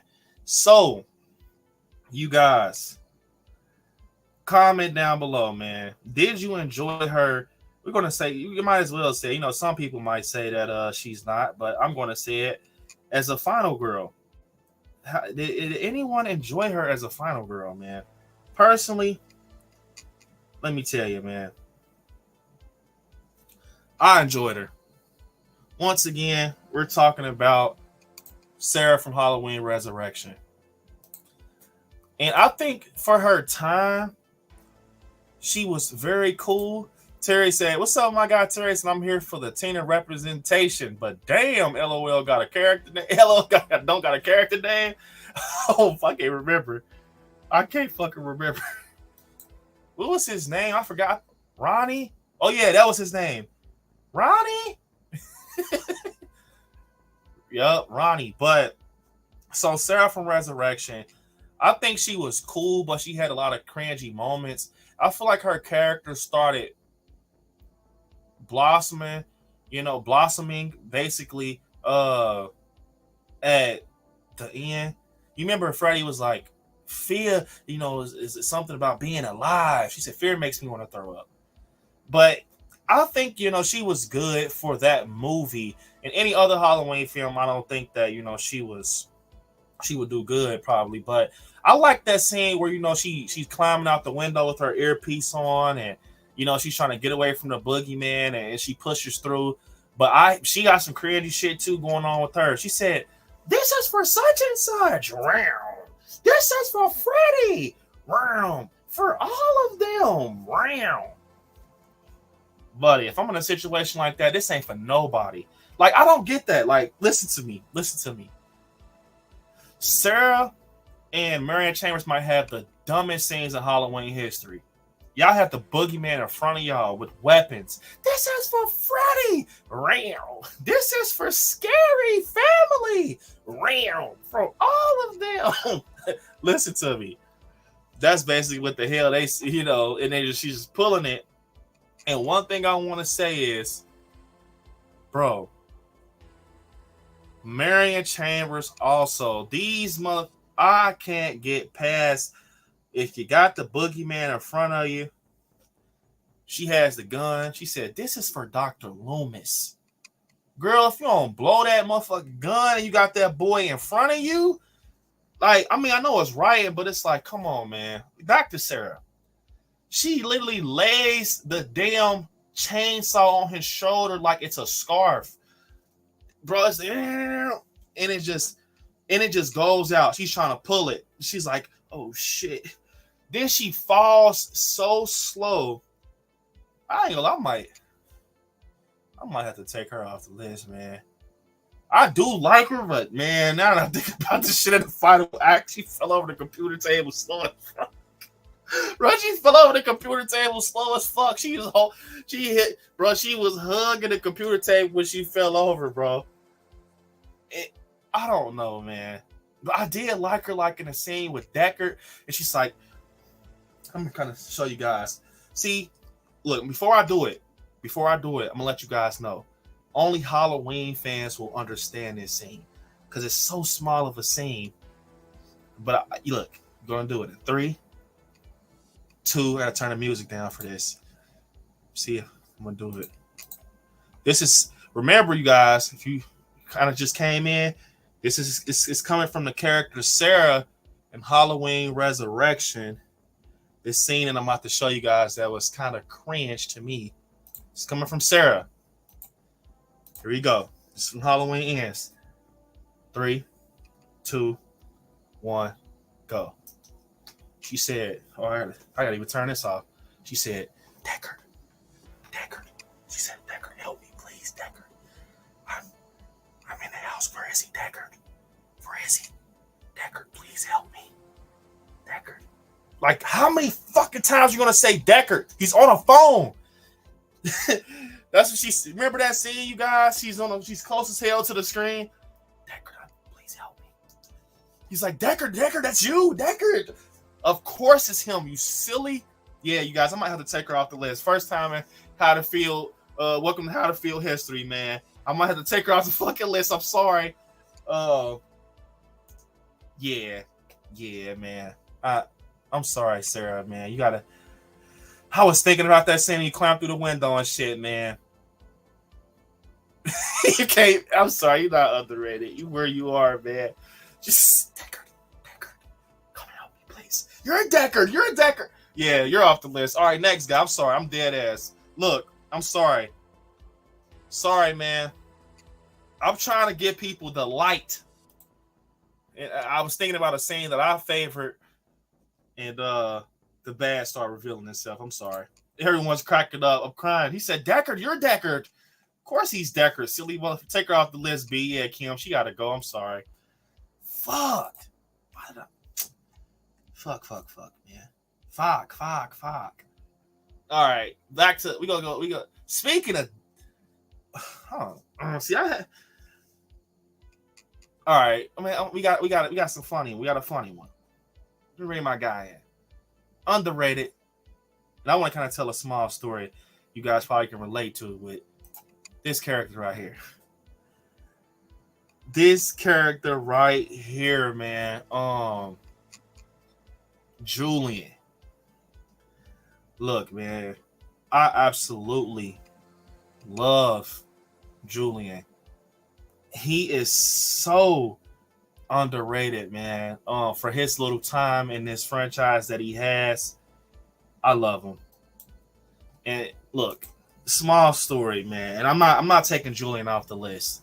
Like, he's staying for sure. Just off of, I feel like he was, and he brought an energy to the film that I think, the franchise that no one will ever be able to bring to the film. No one, not Uncle Bucky or you dumb son of a bitch. None. This kid was amazing, man.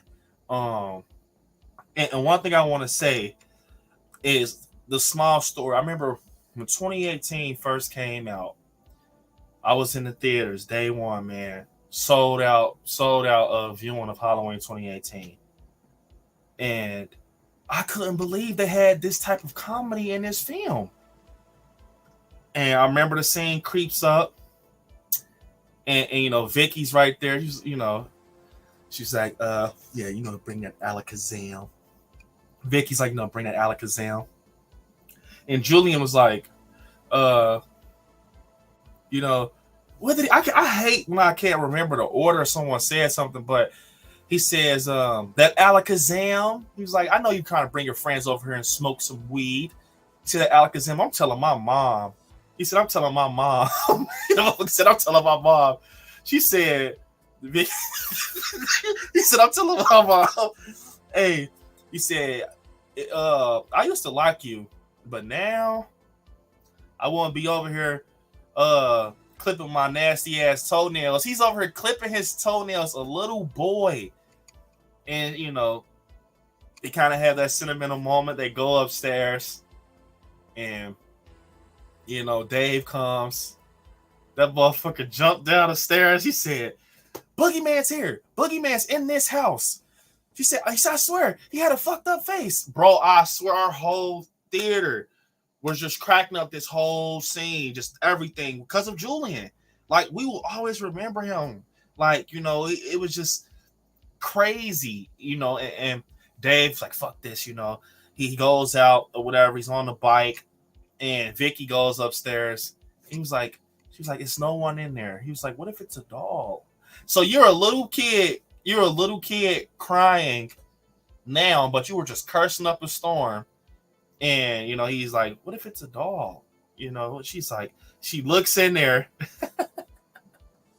She looks in there. Yes, Brooke said, yeah, he said, send Dave first. He said, send Dave first.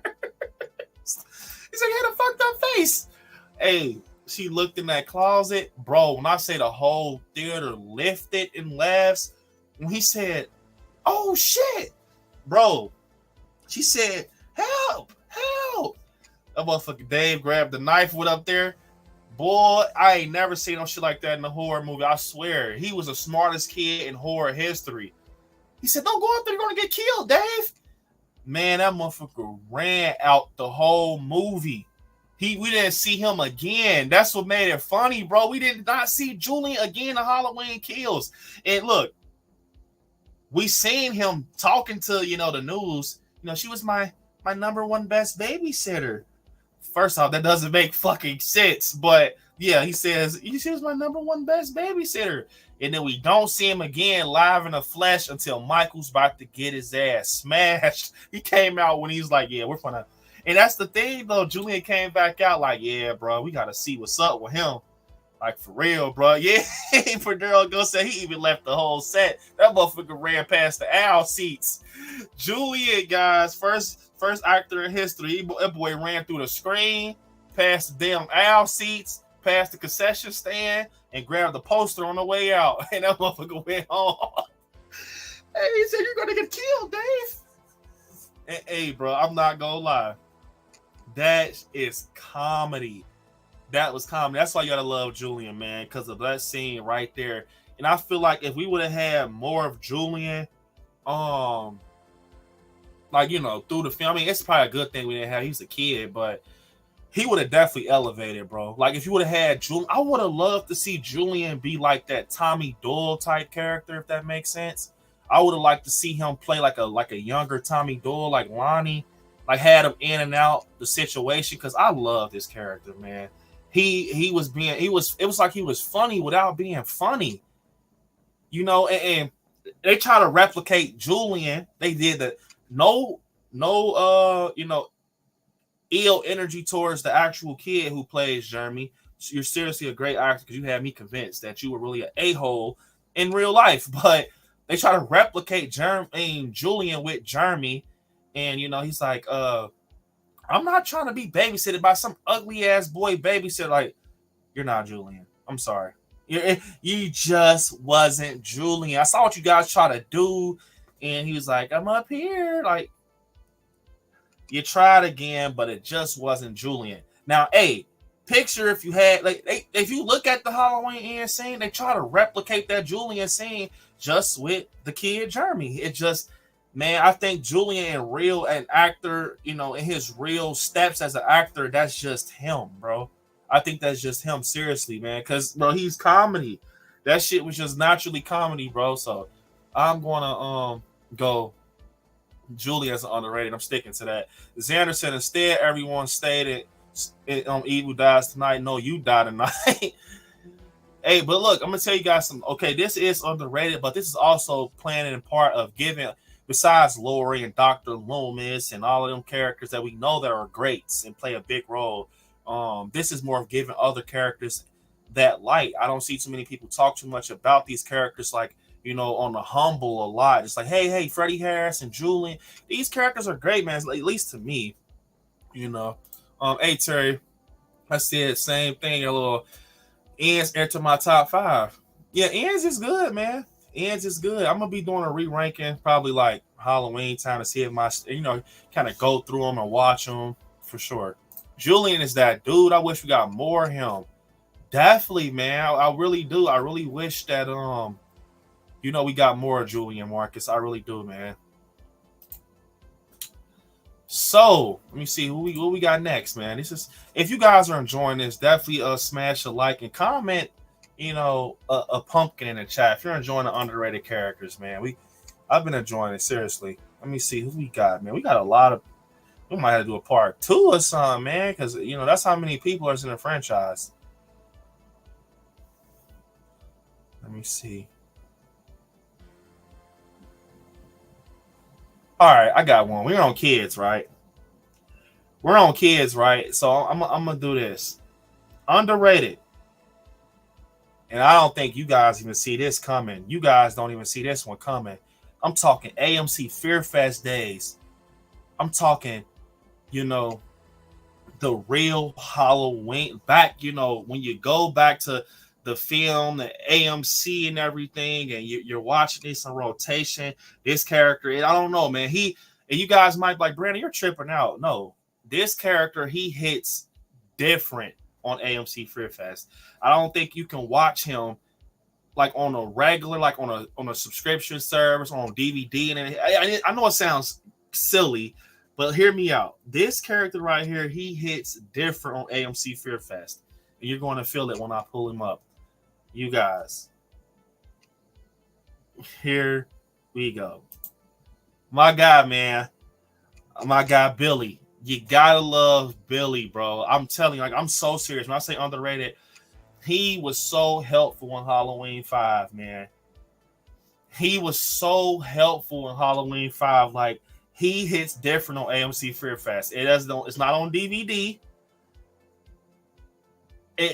I'm telling you, man, it's not on DVD. It's not on VHS. Bro, it's for some reason only on AMC Fear Fest, 8 o'clock at night when that Halloween 5 in rotation. Billy, he hits hard, bro. I don't know, like just those scenes with him, and Jamie Lloyd, especially that scene. She was like, "You want me? I'm here. Come get." When she's standing out there, bro. He had one of the most realistic scenes. Bro, I swear, this probably is one of the funniest scenes in Halloween history. This probably is it. Look, I swear to God, bro, this is probably one of the funniest scenes in Halloween history. Jamie Lloyd said, "I'm here. You want me? I'm here." The motherfucking car lights turned on. They was best friends to the end, boy, the whole time. In the field, they had their little costume, their little pirate costume on.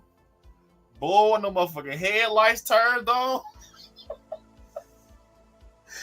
Hey, seriously, though, he was so helpful to Jamie Lloyd. He was trying to support her and everything. He pushed through. This shit didn't even have nothing to do with Billy. Y'all hear me? This ain't even had nothing to do with Billy. He was just a part of the messed up situation. His little pirate costume on. That motherfucker, bro, he took off, bro. You see Jamie Lloyd take off to the front. Boy, that motherfucker Billy. If you go back and watch the scene, bro, he separated. He was like, "Man, at this point, I'm out. All right, this motherfucker trying to hit us with a car, bro. This motherfucker trying to hit us with a car." I can't.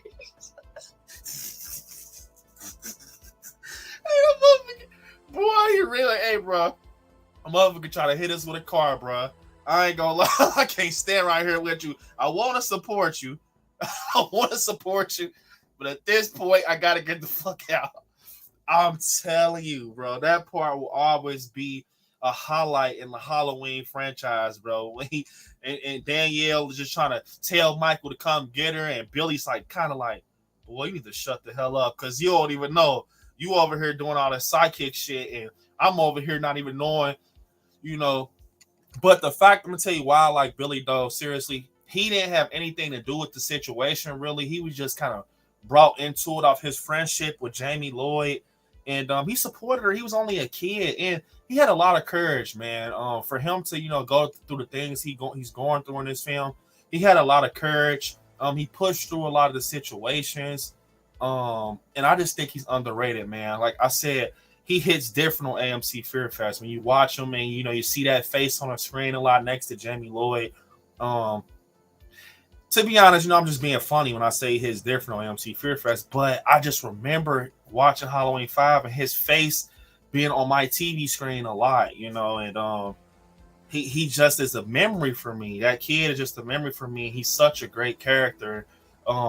Just the way they have him set up next to Billy.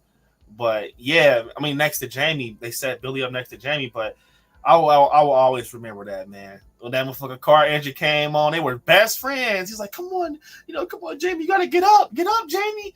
That motherfucker said. That's exactly how it went. He said, come on, Jamie, you gotta get up. Come on, Jamie. That motherfucker did. He took off. He's like, nah, we ain't partners no more, boy. You trying to get me hit by a fucking car. Hey, yes, bro. The way Danielle Harris was running in that fucking princess costume. Yes, man. Let me see. Yes, you guys are enjoying it. I'm happy. Stab that like button. Let me see where we at, guys. 47. We're almost at our goal. Our goal is 55. We are 47, so let's keep pushing. Let me see. It better be. Let me see. It better be the kid that was running in the field. Yes, Billy, man. Halloween 5 is still my favorite to watch. It's a classic, Terry. It's a classic. All right, guys. Let's see who we got next. Let's get up into the top tier. Now, this is underrated, seriously, for real, for real. Now, this is one of my favorites, and I'm about to pull her up. Rachel, man. Ellie Cornell. One of my favorite characters in the franchise. Like, I love Ellie Cornell as Rachel. This character right here, and I like literally, I'm dying on that hill. I'm literally dying on that hill, man, because with Rachel, man, she was a final girl. She was a final girl in Halloween 4.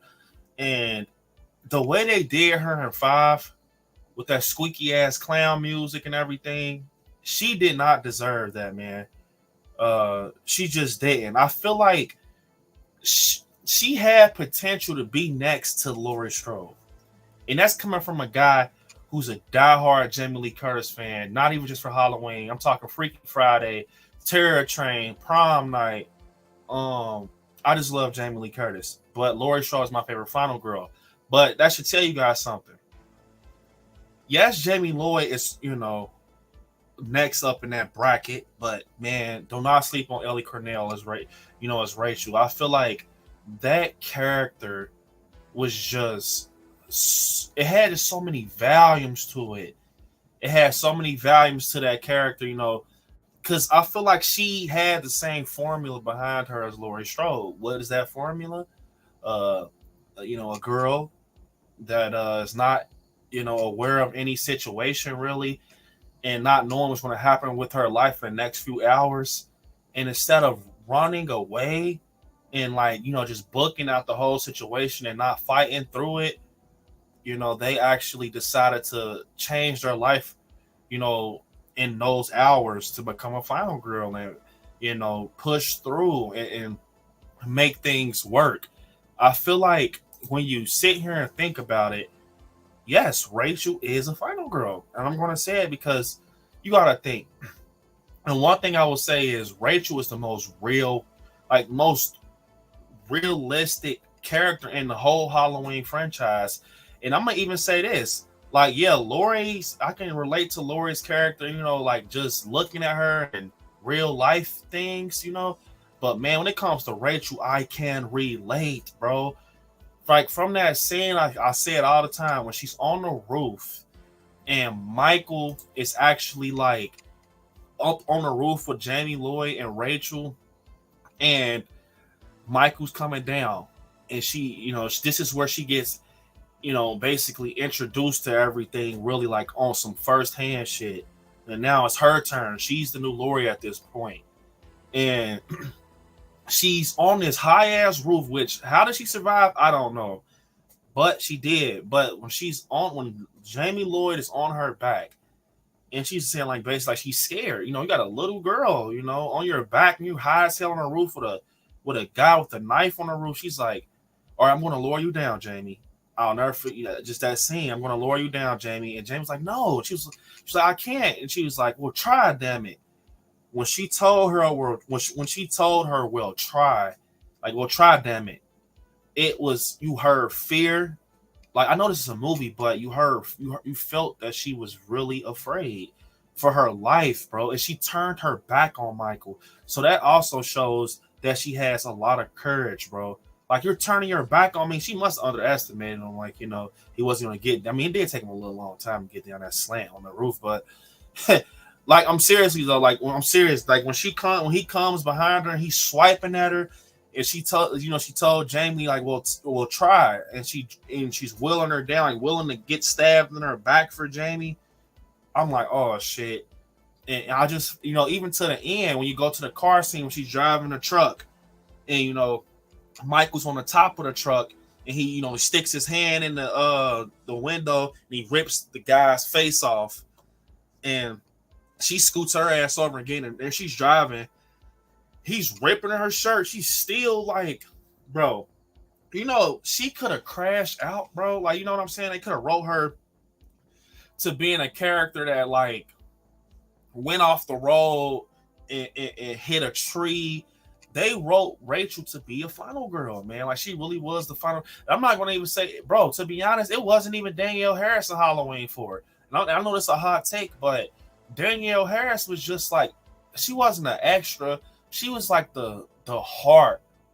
She was like the heart of Halloween 4. She was that little kid where the story surrounded around her and her, you know, being connected to Michael. But Jamie, she wasn't the final girl. She was just there. You know, she was the kid, you know, that is surrounded around. But Rachel was the final girl of that, you know, and it's the thing because you got, I wouldn't even consider Judy Greer as like a second final girl. You know what I'm saying? But I'll consider Rachel, so they can kind of tell you what I don't know, man. Like, would you guys consider Judy Greer as like a final girl? I mean, she did shoot Michael in the face, but man, final girl, it's a lot of stuff that comes with that title. Like, bro, like the way how quick Rachel got over that fucking fence, bro. Like, it was like a K9 was chasing her ass, bro.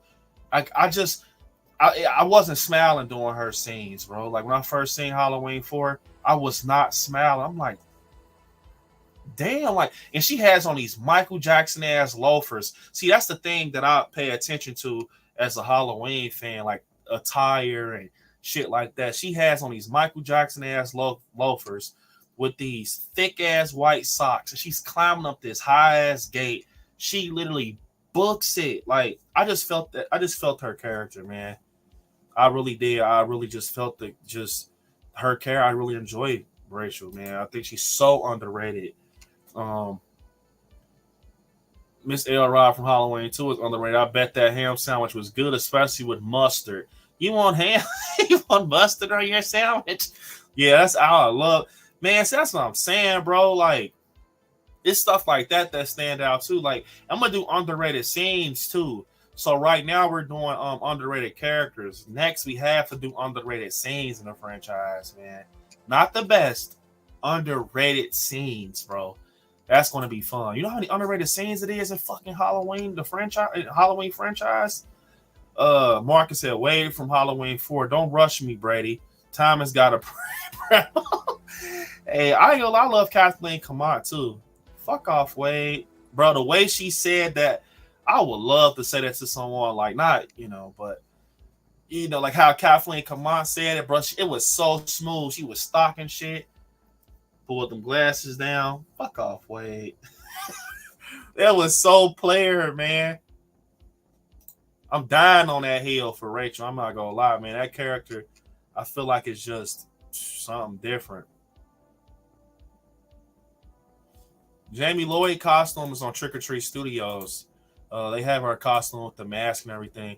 Brooke said, B, did you know they were going to have the house on fire? Yeah, I did know that they were going to have the house on fire during a roof scene.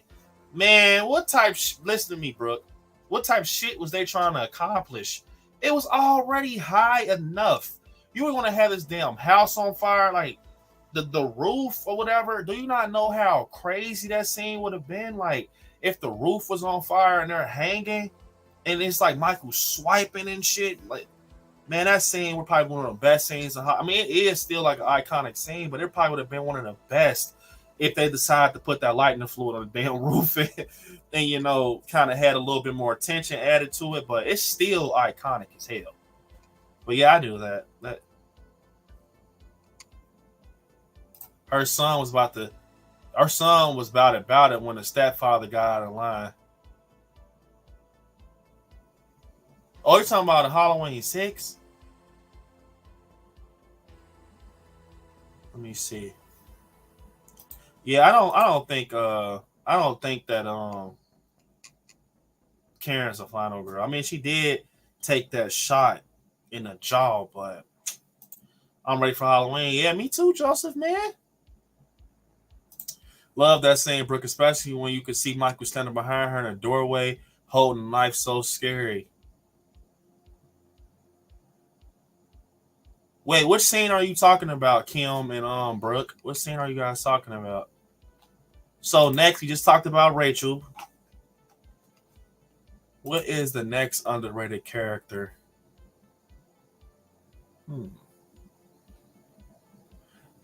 We want to kind of breeze through these because I'm not going to stay out here too long, much longer. But we got a few left. Let me see. All right, let's talk about the elephant in the room. Underrated characters. Let's go. We have to talk about it. I know a lot of you guys want to talk about it. Underrated. This is another hill I'm like hanging off of. I'm not dying on it. Matter of fact, I'm dying on it. Yeah, I'm dying on this hill. I am. I'm dying on this hill, man. I got Corey Cunningham, Rowan Campbell, man. I think that he is literally out of the whole list. He's literally underrated as hell. And this is one of the ones I'm going to have to go a little longer on, so follow me. But one thing I want to say about Corey Cunningham, man, is look, when I went to go see Halloween Ends, I was confused. Like, I was so confused, man. I feel like it wasn't what I wanted it to be. And that takes a lot out of me saying it. Because I'm a Halloween fan, you know, die hard, you call me whatever you want, a purist or whatever you guys want to call me. But Corey Cunningham is definitely underrated. And I'm going to say this. Halloween Ends wasn't what I wanted. It wasn't what I expected. It wasn't what it should have been, in my opinion. But one thing I will say is I accept it. And I love Halloween Ends. I do. Yes, love. Not like, I love Halloween Ends. And the reason I love it is because of Corey. You know, I can't even say because of Michael because we didn't get him for real. You know what I'm saying? But Corey carried this movie in ways that is, I think right now, as of today, people still don't understand how Corey carried this movie. Should it have been as the end of the trilogy? I'm saying, as my opinion, no, this should not have been the end of the trilogy. I did a video yesterday. Malika Kai actually, I don't know why I didn't even bring that up, but Send Stuff, a third-party trusted source on Twitter, behind saying leaks, and they're very trusted, man. I'm talking Freaky Friday, kind of updating us with Freaky Friday and some more stuff. But they said that Malika Kai, right now, this is just rumors, that it's actually something in the works for Halloween. You know, basically a pitch was thrown to Malika Kai, and look, don't get excited, guys, because you got the writer strike going on, and it's probably like a meeting or a word to mouth situation with Malika Kai. And me being a Halloween fan, I'm going to just say this: you guys don't have to. I will. I'm going to believe it off the fact they have no reason to lie. We just had a Halloween film. Malika Kai, it just makes sense. A pitch was thrown to him. Which pitch I think he accepted, and you guys know I put this out the moment I heard it months ago, like literally months ago, and it was about Jamie Lloyd actually giving him a pitch. She gave Malika Cott a pitch. And if you guys haven't seen that video, I advise you to check it out. This is the pitch I think that's under one of the pitches. This is one of my guesses, I think. I'm going to get back to Corey, but this is one of my guesses, I think, that they're going to go with this pitch that they're saying Malika Cott is looking at. It's the Jamie Lloyd pitch of the direct sequel to Halloween 4. That's one of the pitches that she actually said out her mouth that she threw to Malika Cott, and now they're saying that Malika Cott is looking at a pitch for Halloween. And basically, I feel like that's definitely going to be that pitch because it just makes sense. And I've also heard, it could be a TV show in the works. I am not looking forward to a TV show for Halloween. I'm sorry.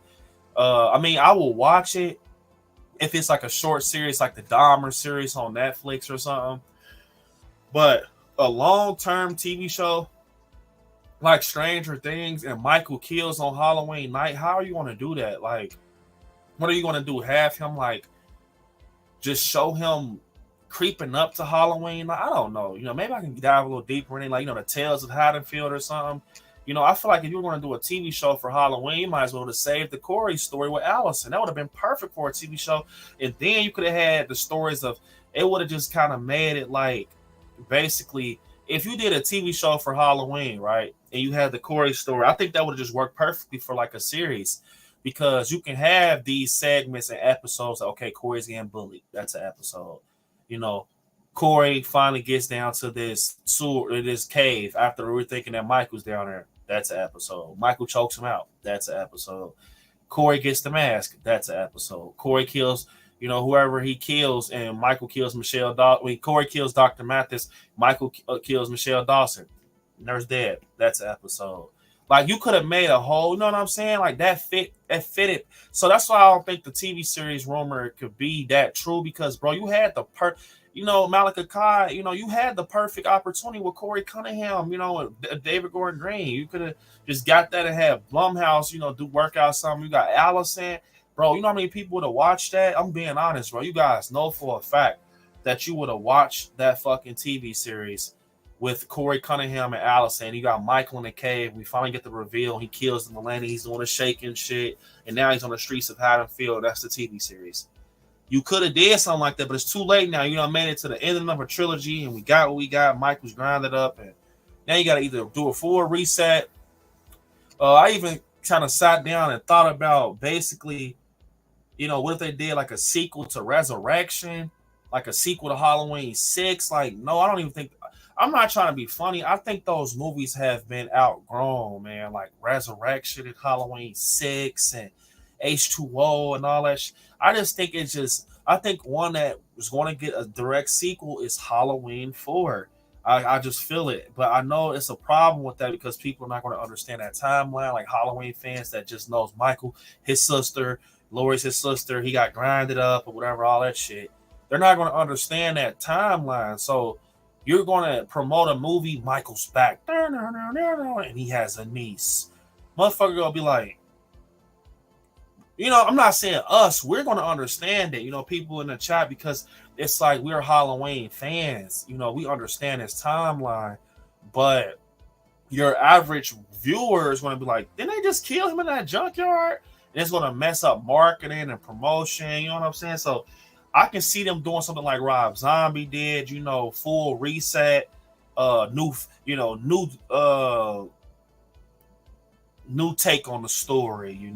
He's the face of Halloween, and new story to be told, and kind of shoot it like in the 70s, like 78, just the whole remake, and see if someone can get that Ty West X look or that Black Phone look and capture it, because I know.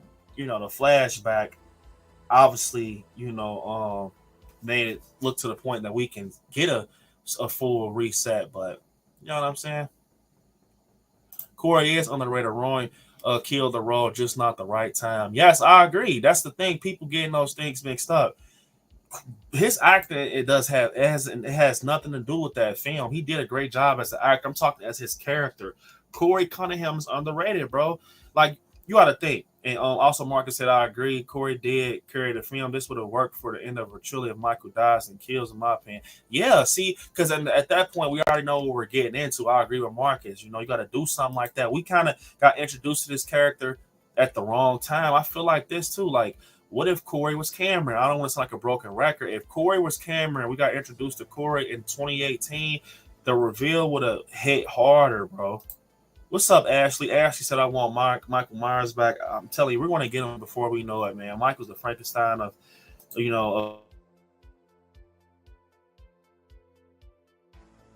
But I feel like when you sit here and think about it, you guys stab that like button if you haven't. It definitely helps. But Michael Myers, you know, in Halloween Ends, I saw what they were trying to do, you know, trying to make him like he's injured, like this wounded animal.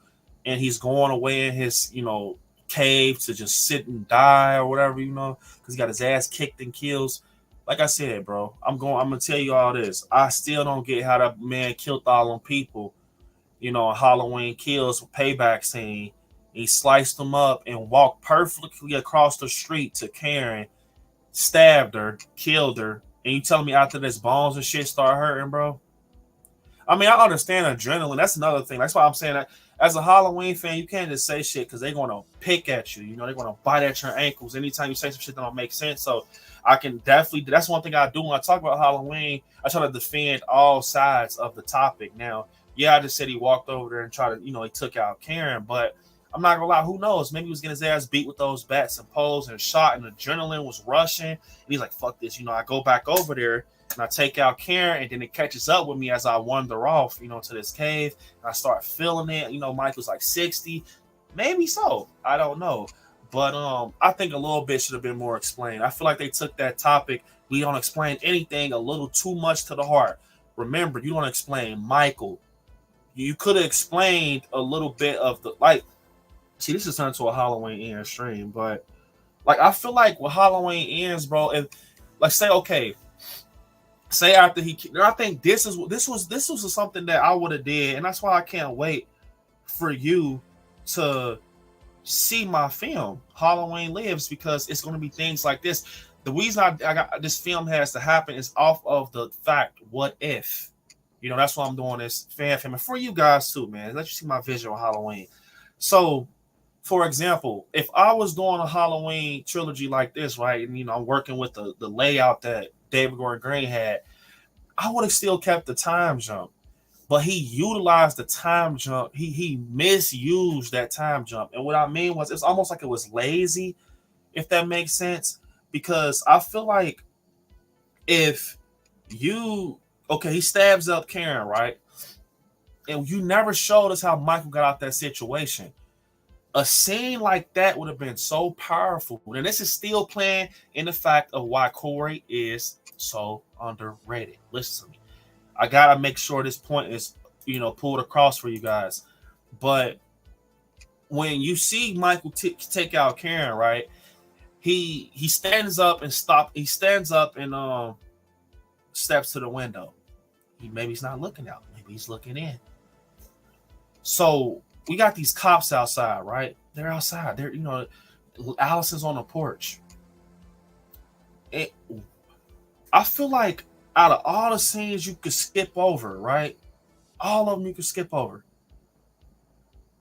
I wouldn't have skipped over that scene, bro, when he's up in the, like, I would have made, because, bro, remember how it ended off? And I think that's what I was thinking. I'm like, bro, why the fuck? Like, you pushed us out the theater with this crazy ass ending. Michael stepped into the window. You could have made this segment 30 seconds, bro. Simply, Michael steps to the window. You could have had it like this. We back up, you guys. We're here, and we're here with Allison, and Laurie Strode has left the hospital. Laurie Strode has, because obviously in Halloween Kills, she's like, you know, on the extended cut, she's like, I'm coming for you, Michael. And then in the other cut, she's on the phone. So it's either way it would have worked. So they could have back up. Laurie Strode has left the hospital. We have 20 people down. We have 20 people down. Like, you know, it could have been continuing from there. They go over to the mob. They find out Michael's still alive. Michael's going to lose. Lori's out there also. We need to hunt these two down. It's not going to end well. And, you know, Michael actually hears, you know, he's not stupid. So he hears it, you know, he does a little head turn and he steps out. You know what I'm saying? And Michael's very strong, especially as Halloween kills Michael, right? If he's, you know, pumped or drilling a pump out and he kills the mob, he could have simply did what he did in H2O, break the pipes in his neck, choked him out silently, moved on, walked. Bro, I just knew when I was doing the speculations on Halloween Ends, they were going to have a scene that showed us how he got out of that shit, bro. Because I remember I'm like, how is he going to get out of that, bro? Like, he's upstairs. The Myers house is one way in, one way out down that stairwell. You know what I'm saying? There's one way in, one way out. So he was going to have to walk, and Michael's not climbing on the fucking back window. So he was going to have to walk down the stairs. And I think at that writer's table, that shit got clogged, bro. I think they were like, bro, how are we going to make this? But it was that simple. It was that simple. You know, you could have had it back up. You know, a cop's like, yeah, I'm in here. You know, he's looking with the flashlight. Alice is on and the guy come. You could have even had the guy come upstairs, like the cop come upstairs, and the same thing as Hawkins' partners, where he sees the footsteps in flashback. He looks down. He's like, you know, Haddonfield, where nothing ever happens. Could have had it just like that. But Michael kind of pushes him to the wall, pins him, stabs him, and pimps out. And he walks out at the back door. Music kicks up, and you know, the leaves and shit are blowing. He's walking through street lights, and you know, we can, bro. Oh my, see, wait, man. Wait, I'm gonna show y'all, bro.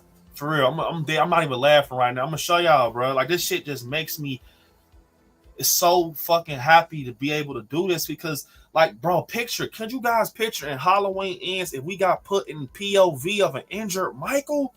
Listen to me, bro. I gotta sit up. Imagine if Halloween Ends kicked up. Like I said, he kills the cop, move him out the.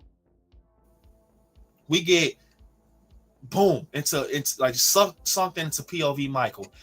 Like, you're looking down at his boots, you see blood dripping, and you just hear.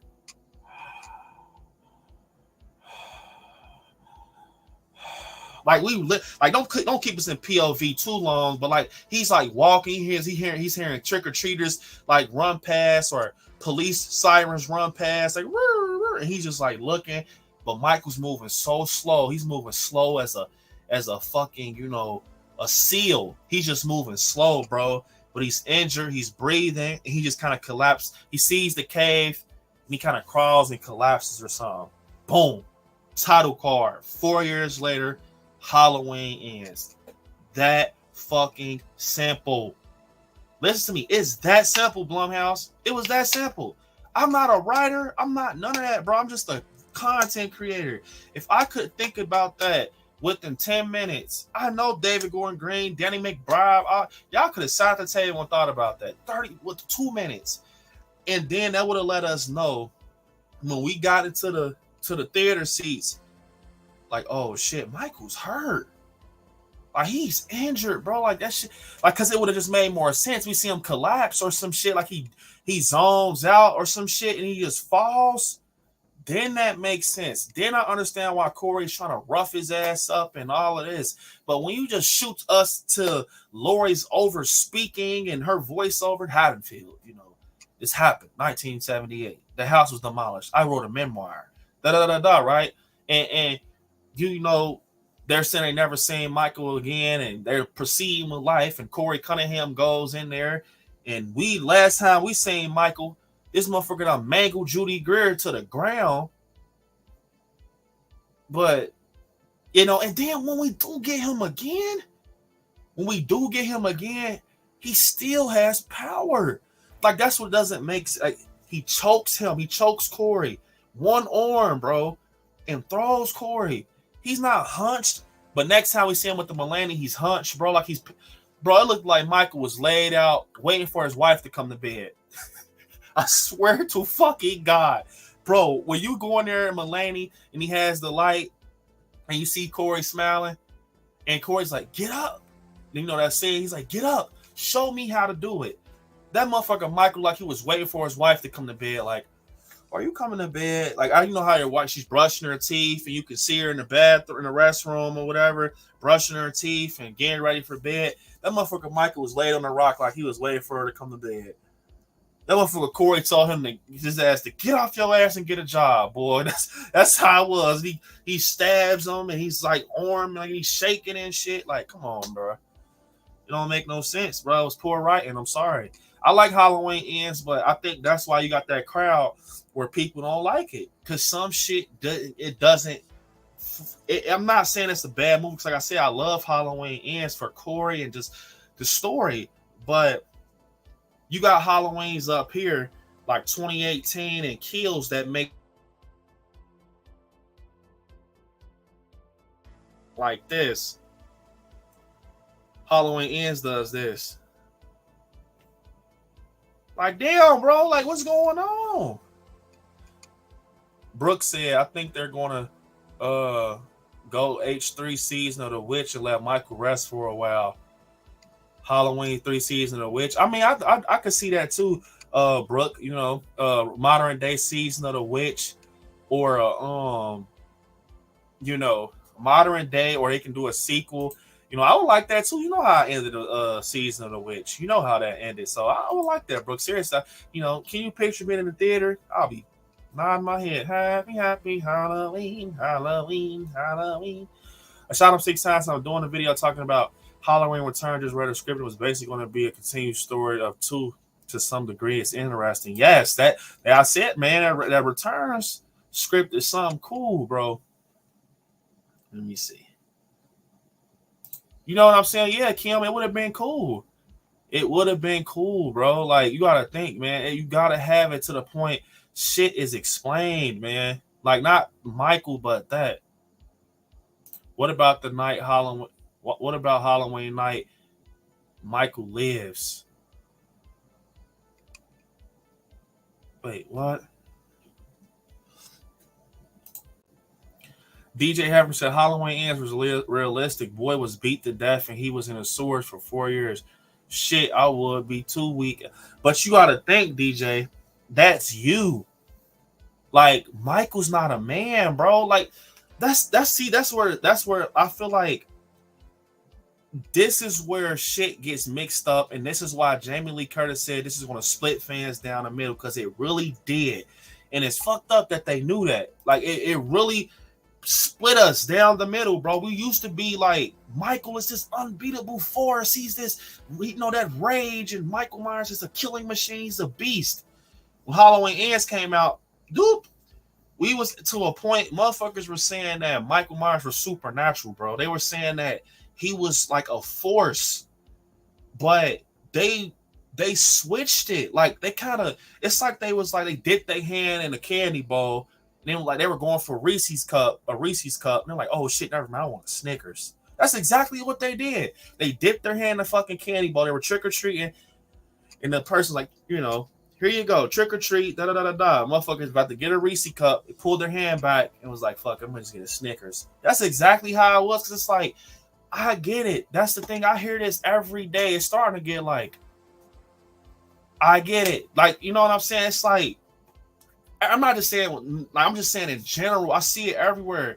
Like, when people, like, you can't defend a movie off Michael. Like, Michael Myers, he was hurt. You cannot do that, man. Because, like, I feel like if he was hurt, right? If he was hurt, not understanding. I brought on, read the book cover to back, front to ass. I read the book, seriously. And that's not, you know, I know it's not canon. Before someone comes, it's not canon. I know it's not canon in the movie, for sure. I know. But one thing I want to say is, it's like, even when he got his ass kicked, pipe bust in the back, stabbed in the collar, whatever, the back of the neck, fucking all of this craziness, bro. When he gets stabbed, this man, Lori said, the more he kills, the more he transcends to something that cannot be defeated with brute force. I cannot stress that enough. While she's saying that, They're trying to defeat this man with brute force, bro. They're trying brute force, cracking him with poles, stabbing him in the back, busting him and shooting him up close. That's brute force, bro. That's nothing. They're trying to defeat him with brute force. He's laid out. Brackett creeps up on him with the gun. Michael takes the shit out of his back. He's slicing him, whatever the fuck he's doing, right? He kills him. And he goes over and he takes out Karen. So, okay, I'm still on that train. The more he kills, the more he transcends into something that cannot be defeated with brute force. That's still on the train because he goes and kills Karen perfect as day. He's not stabbing like this. He's stabbing like, you're done. Like, I'm killing you, right? Halloween ends approaches. Look, Halloween ends approaches, right? And you can't defeat him with brute force. But they kind of defeated him with brute force. And I'm gonna tell you why. This is not our problem in the chat. This is more of the writers' problem. So you got to take it up with the writers. And this is just facts. Contradiction. You say you can't defeat him with brute force, but Lori defeated him with brute force. Lori defeated him with brute force, bro. I'm serious. Like, that's not brute force. Fucking put him on a table, you're nothing but a man in a Halloween mask. You're saying he's nothing but a man in a Halloween mask. And this is me coming from a diehard fan, bro.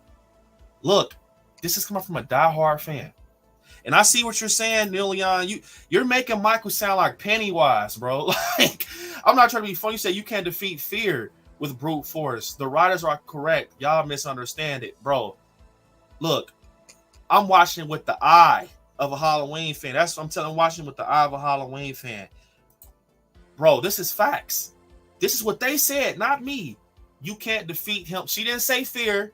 She said you can't defeat him with brute force. Right? Did she say that? Maybe she's Million, you got me tripping, bro. She said it, right? But when you're pulling him on a table, you're putting him on a table. I'm gonna get to your question, DJ. I see it. But you're putting him on a table and you're taking his mask off. And you're taking his mask off or whatever. You're slicing his neck. You're slicing his wrist. At that point, Michael Myers was dead, bro. He wasn't dead because of the compactor. He was dead. You know what I'm saying?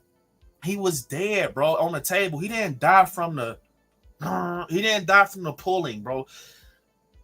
If Michael Myers was alive, we're putting him on a procession, they're putting him on a car, he would have got the fuck up like he did in Kills. He was dead, bro. Michael Myers' wrist slit, neck slit, he was out, bro. They broke his arm. Remember, they even had time to say when Hawkins came in, she said, he's dead. And Alice was like, it's not good enough. Or whatever the fuck she said.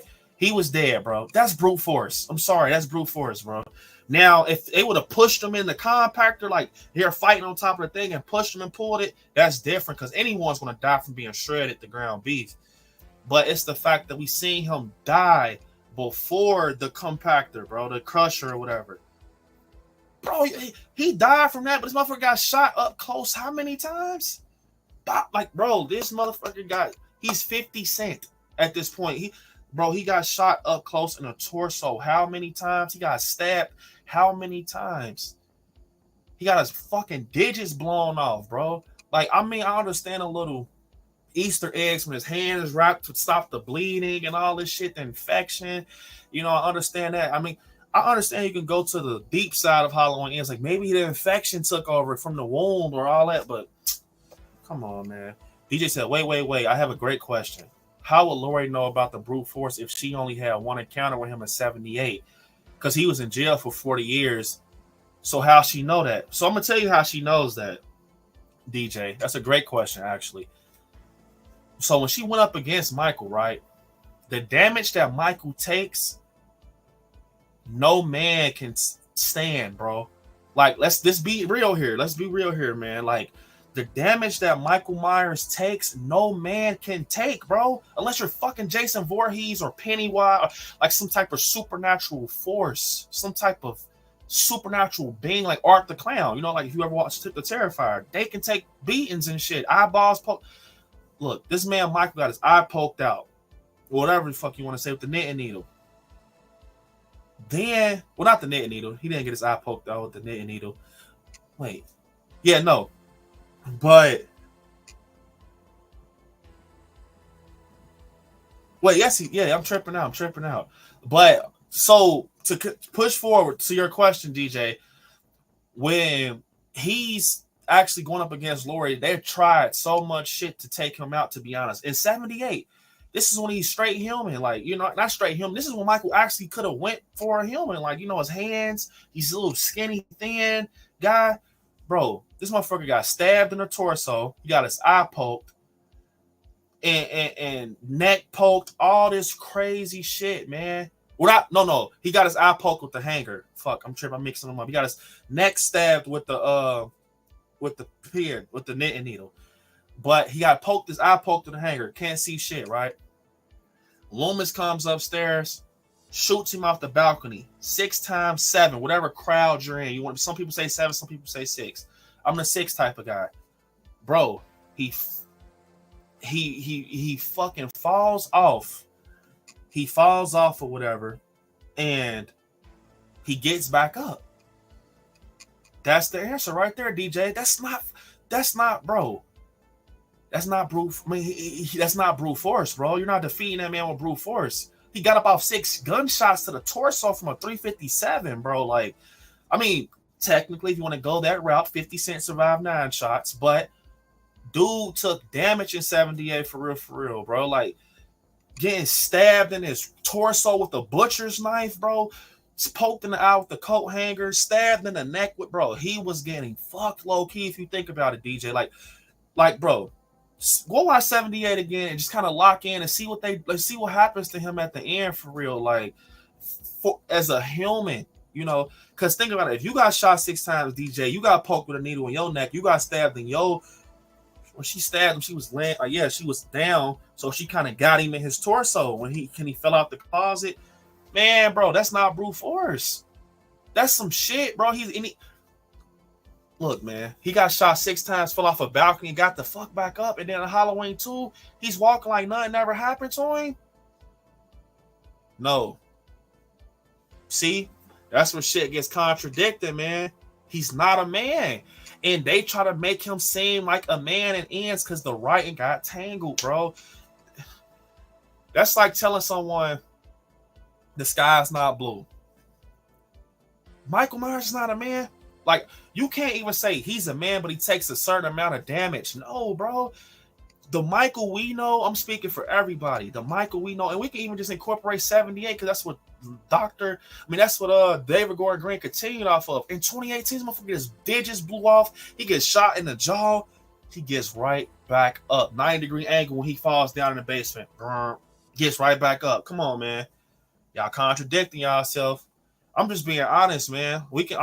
This is my opinion, though. This is not like, if you don't agree with me, that does not mean you're not a Halloween fan. We're all Halloween fans. That's what I want to know. It's some people out here that does content that dogs their supporters, bro. I'm not saying no names, but literally like, you're not shit. You don't know what the fuck you're talking about. No, just because you don't agree with me does not mean you're not a Halloween fan. It does not mean you're not a diehard fan. We're all fans here. And that's why I enjoy Halloween so much, because of, you know, the everything. So I feel like you know, when you sit here and think about it, it's going to always be like this. Is he a man? Is he supernatural? It's up to you. It's almost like they wrote that shit for you to decide. In my world, Michael, I don't think he's just a man, bro. Maybe he's half and half or some shit. Like, I don't know. He's not a man, bro. I mean, he is a man because he, like, I'm going to read this. I'm going to say it. Million said, I don't personally see him as supernatural, but I see the element of fear that he's generated. Yes, it is transcending immediate character and move onto an entire community. Yeah, I agree, you know, to a certain point with that, but it's still like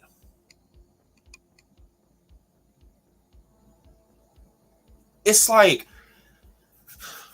it's bad writing, bro. I'm sorry. I hate to say it because I love Halloween Ends. I promise you guys, I love it so much, so fucking much. Like, but it's certain shit that just doesn't connect in that film, bro. Like Halloween 2. Even if we made Halloween 2 canon, right? Because at the end of the day, Ends did not exist in 81. It was not even thought about. Halloween Ends.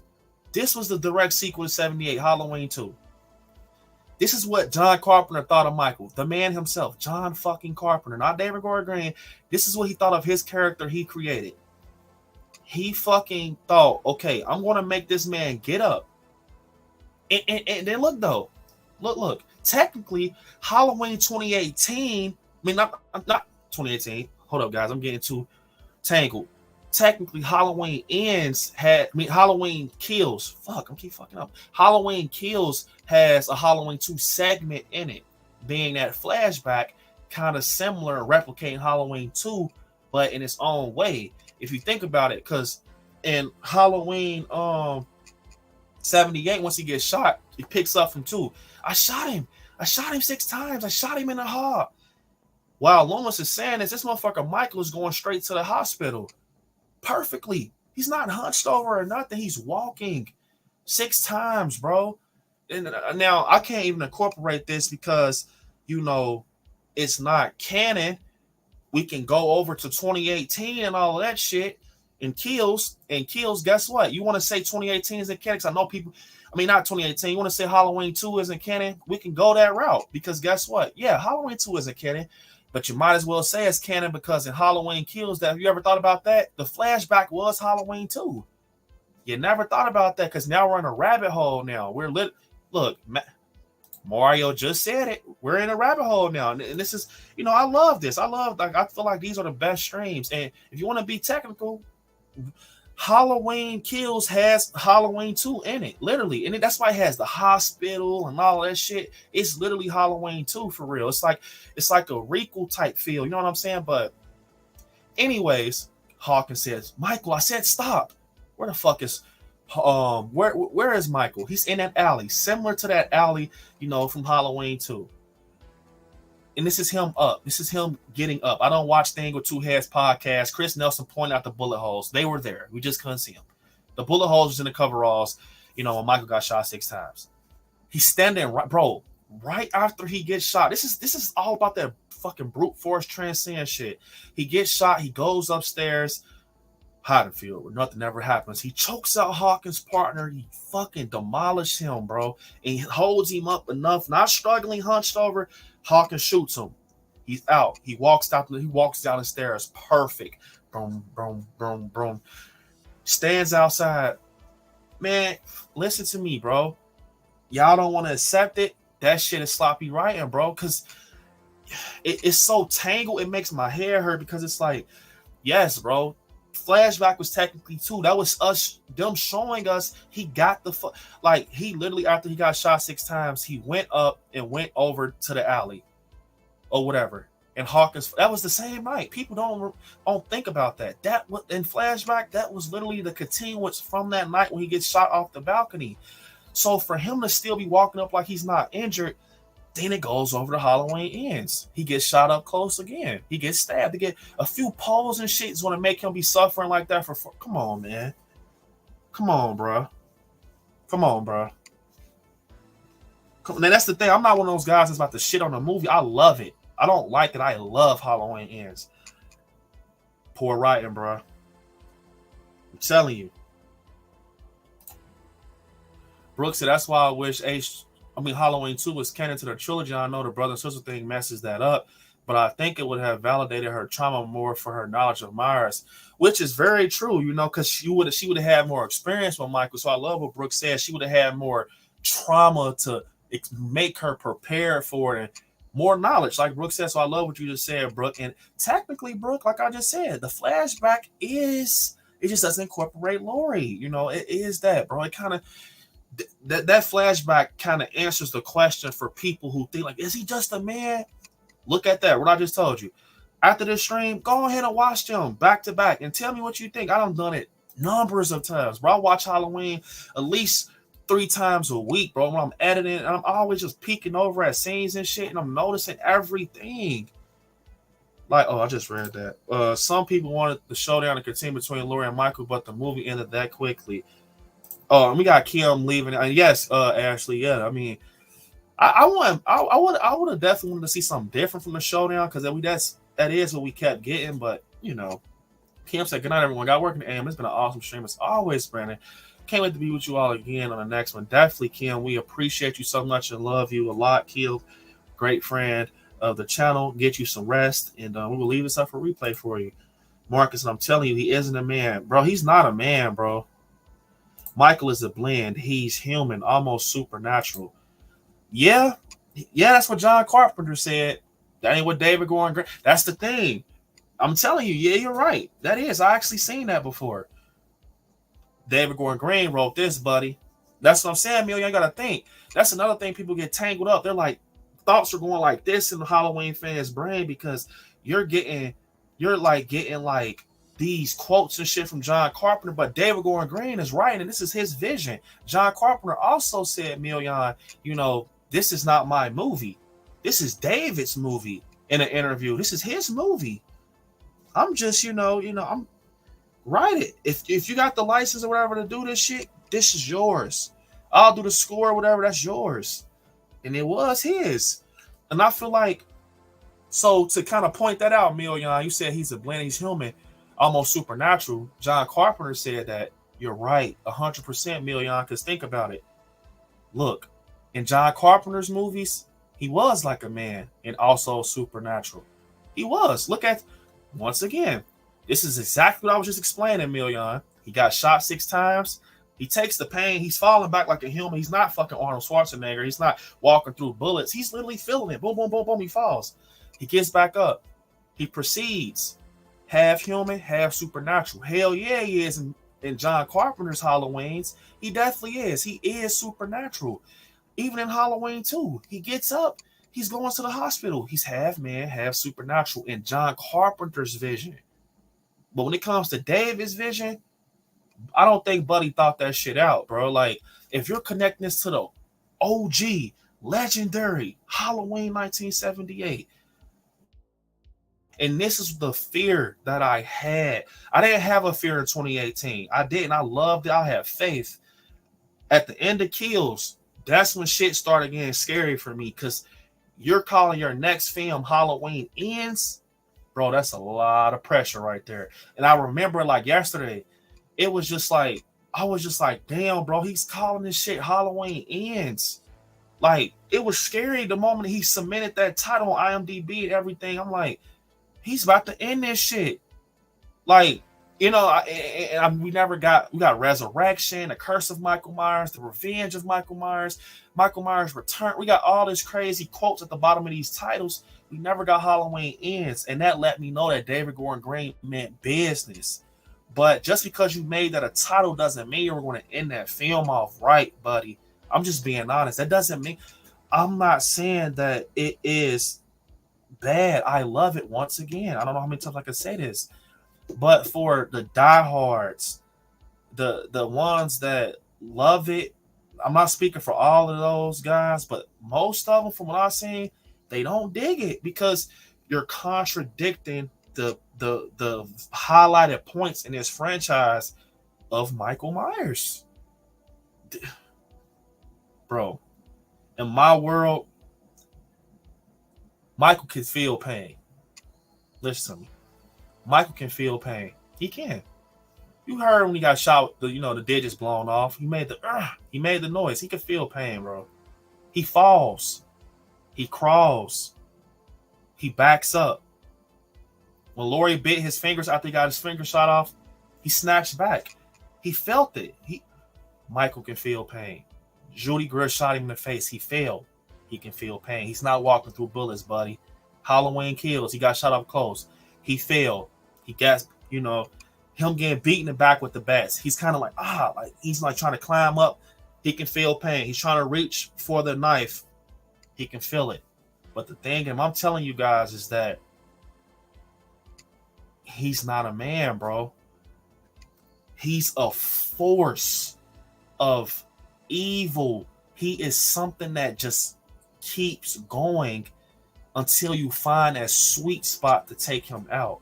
It's like a formula, almost like, you know how with vampires you got to have the wooden stick, you got to have, you know, holy water and all this crazy shit. I know you guys like, what the fuck you're comparing holy water? Listen to me. I feel like it's a certain formula you need to take Michael out, and to get to that stage is very, very hard. But once you get there and you understand it, it's so easy. You know what I'm saying? If that makes sense. It's so hard to get up close to Michael, you know, because he's the truth, bro. Like, he, you know what I'm saying? I know it's a fictional, you know, it's Michael Myers, you know, he's the truth, bro. Like, you're not about to be doing how ripping him around how fucking Robert Englund gets ripped, or Freddy Krueger. Michael's want to put hands on you, bro. He's want to fight back. He's want to keep getting up if you don't hurt him the right way. And that's the best way I can put it. He's going to keep fighting back if you don't hurt him the right way. And that's why I promise you guys, this should get you guys hyped for Halloween Lives. Like, it should get you hyped, because at the end of the day, this film right here is my vision. It's my vision. And I'm not saying in my film he's not human. I'm not saying in my film he's supernatural. You're going to find out. But you know what I'm saying? It's going to make sense, because I feel like he fights, bro. Michael, he gets up. And I feel like, yeah, Lori probably was the one. You're nothing. She believed that he's nothing but a man in a Halloween mask. Same as Corey. I don't want to sound like a broken record. It just doesn't make sense. And I guess the thing, what I'm saying is, I can talk to you guys all fucking day about this. Literally, I could talk to you all day about it, because this is things that still it's on my mind when I'm driving. I'm like daydreaming and shit, because it's like I'm that much of a fan, bro. Like, I wonder about these things. I worry, like, damn, so how is that? You know what I'm saying?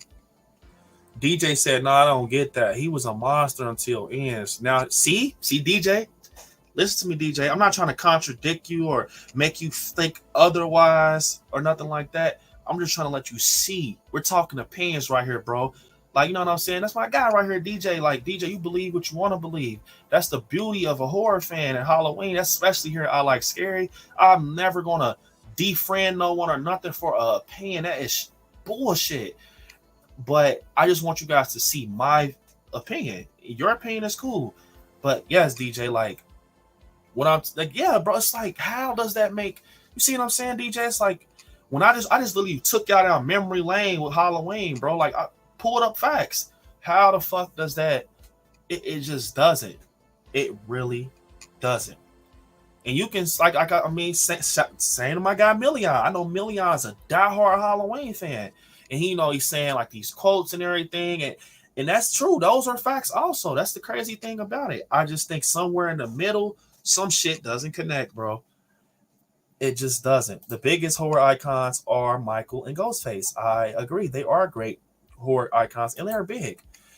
Brooks said, with the firefighter saying mob team alone, he was supernatural in my opinion. At least I feel that was that was what they were trying to convey. All right, so first off, I'm about to talk about what Brooke just said, but you guys in the chat, comment. I just want to know your opinions. I'm so serious. In your eyes, in your heart, in your life of a Halloween, in your life as of being a Halloween fan, from the things you've seen, the movies you've seen, recent and past, like older movies, from your knowledge of Michael Myers, is he supernatural? Is he human? Which one? Or is he both? Which one do you think? Which one are you more on the side of the fence of? Is he supernatural? Is he human? Or is he half and half? If you pick half and half, and let you guys know this, you're not agreeing with Halloween Ends. And the reason I say that is because they said he's nothing but a man in a Halloween mask. They didn't say he's a force in a Halloween mask. They said he's a man. He's me. So remember that. If you pick that, you're not agreeing with Halloween Ends. Because in that's not canon. They say he's just a man. I'm just saying, man. Million said, DJ, it was important to unmask him at times to remind the audience there's a man under there, but not a monster. John Carpenter says he's a blend of human, almost supernatural. I mean, almost, bro. Like Brooke said, this motherfucker took out the firefighters. He took out a squad. Like, he really went crazy, bro. Like, he took out a whole squad, man. Like, when you sit here and think about that, it's just so many. Bro, we got to do a part 2. Comment down below if we got to. Like, should we do like a Halloween Ends explain stream or some shit? Like, man, I'm not going to lie. The way this stream going right now, I might have to, boy, I'm dead ass, bro. I'm so serious. Do I have to do a Welcome to Haddonfield Halloween Ends explain or whatever we want to call it? Because this shit is getting so deep right now. I haven't been this deep since the movie came out. I'm dead ass serious. I haven't been this deep in Halloween Ends talk since October 14th of last year. And it's like fucking crazy because, you know, I always think about it, but I don't know, man. I just feel like I really just think that I don't know, man. I just think, to be honest, when you sit there and think about that shit, bro, like you can't say, you know, like, it almost supernatural. I get that, but it's like, if he's almost supernatural, what? I just, it's like this motherfucker got slammed on his neck, man. I understand, but damn. An hour ago, I stood up and fired 6 shots in him. He just gets up and walks away. I'm talking about the real possibility that he's still out there. I'm Loomis bag heavy. I'm in my Loomis bag heavy right now. Yes. See, like, I see how that shit is just so. It's like so like it I just think David Gordon Green's ending to that trilogy didn't connect as much as he thought it was going to connect to the first, bro, or it just wasn't.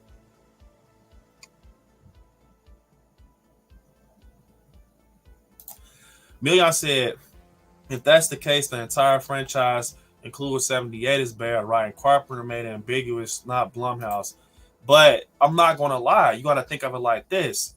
Carpenter is doing nothing is bad writing for him. He created Michael. That's his guy. That's his dude.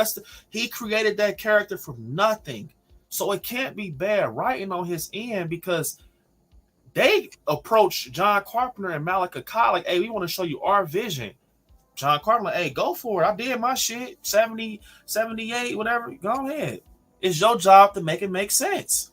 They were too focused on Christine and shit, bro. I'm telling you, it's like John Carpenter. That's why people love 78 as much as they do.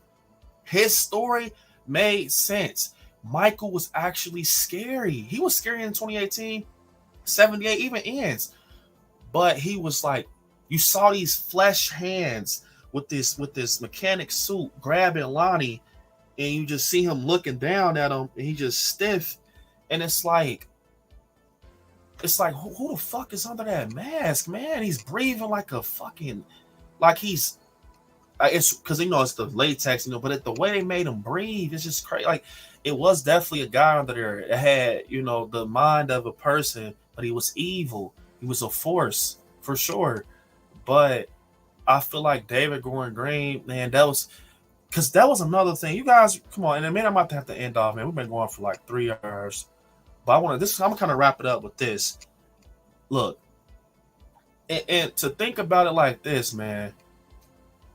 David Gordon Green, I was afraid to know, like, how is he going to kill Michael? If this is the end, it was to the point I even said, I'm like, man, maybe they're not going to kill him. That's how that's how bad it was thinking of how they could kill him. And remember, everyone, I can say this about everyone in the chat. Listen to me. Everyone was on that train thinking that Michael's body parts was going to get pulled. He was going to get, like, to the point. The formula remember I just talked about the formula, like, you know, it's levels to kind of getting closer to how, you know, to killing him, like how a vampire is with the, you know, wood, fucking thing you gotta kill him with, the wood stick or whatever, and the holy water. But it's like with Michael, it's like the same thing. It's a formula. You gotta, someone actually, oh yeah, Loomis said it. He said it, bro, in 2018. You gotta make sure there's nothing left of the body. Basically, cremate Michael. He said it, bro, in 2018. I can't remember the exact words he said. It's something like, they say dissipate the body or some shit. He says it in one of his tapes. And he's like, you got to make sure there's nothing left. It needs to die. You know, make sure all vital organs are not working. And that's why Lori cut the wrist. That's why she cut the neck. Loomis knew or whatever, but they kind of knew the formula to kill him. It's just hard to get to him. These motherfuckers taking out football teams of firefighters. So Lori kind of, you know, I guess he was hurt, threw the refrigerator on him. I think, to be honest, on some real shit, David Gordon Green didn't know a valid way to kill Michael when people believe it. So he took that way out where all vital organs are not working, dump his ass in the goddamn crusher, and that's it. Bro, I'm telling you, well, if you think about it, I'll put, look, how many people here? 30? We still rocking out. Smash the like button. But I give y'all the keyboard and the script. Tim, how y'all gonna how would y'all kill Michael when Halloween ends? It's hard, bro. How the fuck would y'all kill someone, especially the level y'all done had this man to, the pedestal that he's on in this trilogy? This motherfucker is D-Terminator, DT-1000, bro. He is killing he's wiping people out. We've never seen a Michael like this. I don't even want to say, bro, I don't even think Tyler Mane is like this with James Drew Court. I mean, he's up there, but tell me, how the fuck would you kill Michael after you showed us he took out this firefighter crew, he took out the mob, he's wiping shit clean, bro. He's taking bullets to the chest. How are you going to kill him and convince the crowd? That's where shit got tangled. How are we going to kill him and make it believable? And I know the other films are not canon. H2O, head took off. You know, H2O head took off, bro. That's the one I feel like it was the most valid. And I feel like if H2O wasn't like a movie, like that ending was a thing, bro, they probably would have went that route. I swear. I always think about that. They probably would have went that route with H2O, like having his whole head took off his shoulders. But they didn't do that because they would have really got fucked. People would have been like, bro, you just stole H2O's ending. One way we never seen Michael get killed was nothing left. And that was the easy way out. I mean, at the end of the day, I'm not saying it's the easy way out, but that's the way you got to kill him. It's not even David Gordon Green's fault, I would say. It's just like as fans, you have to convince us that this man who's been killing for 40 fucking years at 60 years old, still walking straight, killing firefighters and shit. How are you going to kill him? Not a shot to the face. Karen us shot him in the fucking jaw. How are you going to kill him? You can't burn him. You don't try to burn him and shit. He smarted it out. How are you going to kill him? Make sure nothing's left. To the point he can't move anything. He can't get up.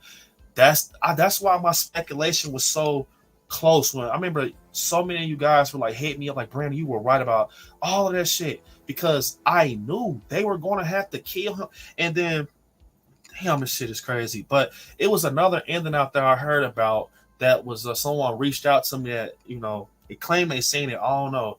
They said they went to a screening over in New York and shit. But it was an ending where Michael gets tied to two ends of a car. You know, he gets tied to two ends of a car, right? And they pull his body apart.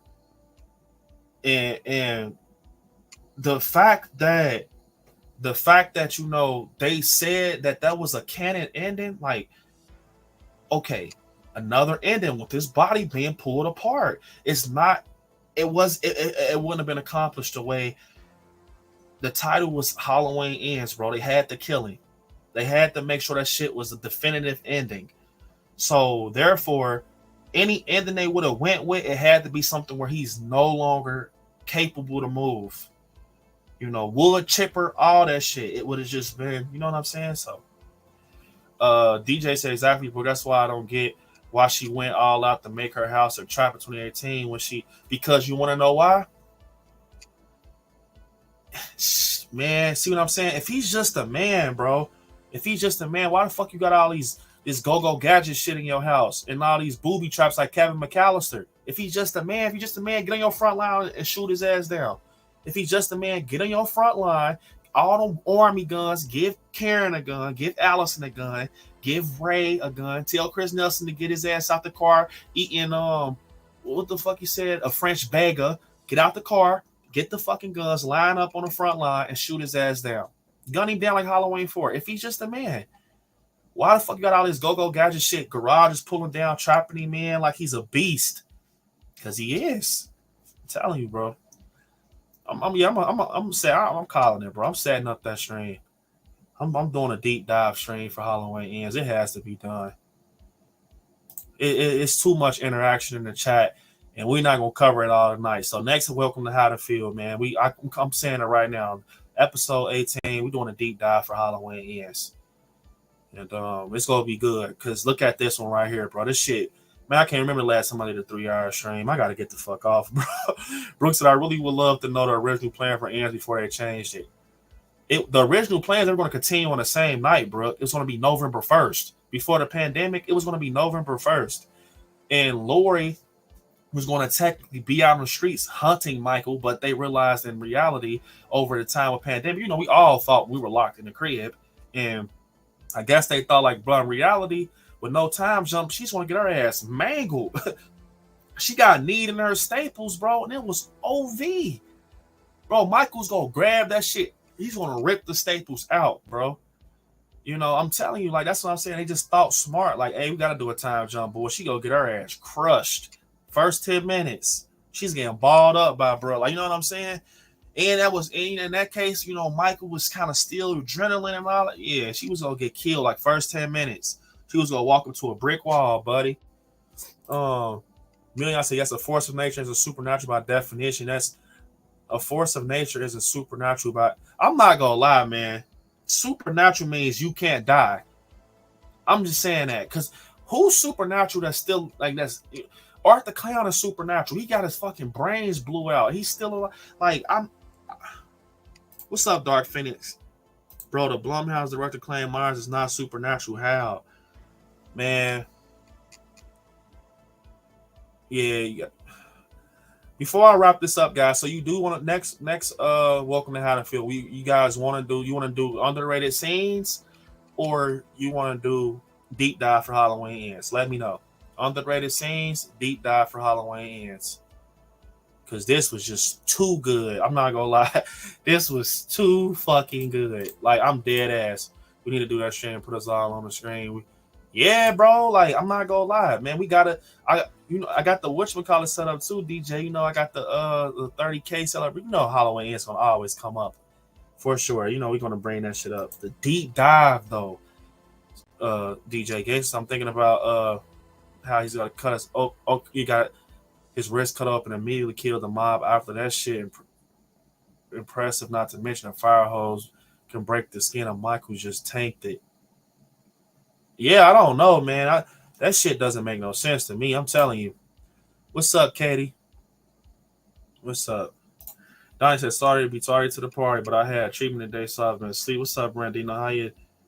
How you doing, brother? Love. What's up, man? About to actually head. I'm glad that you are in here, man. Hopefully that treatment went well, and happy to see you in here, man.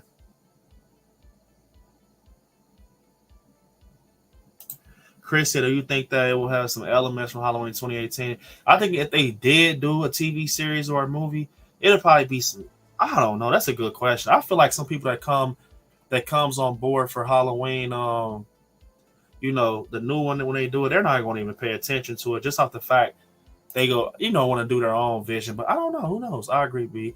Love H2O and the better as well as Lori's character arc. Yeah, I think H2O, man, it was a good ending. Like, imagine if we would have got that I'm going to say this, literally. I'm about to have to get off, guys. But I want to really say this. Imagine if H2O's ending was Halloween Ends. Think about that.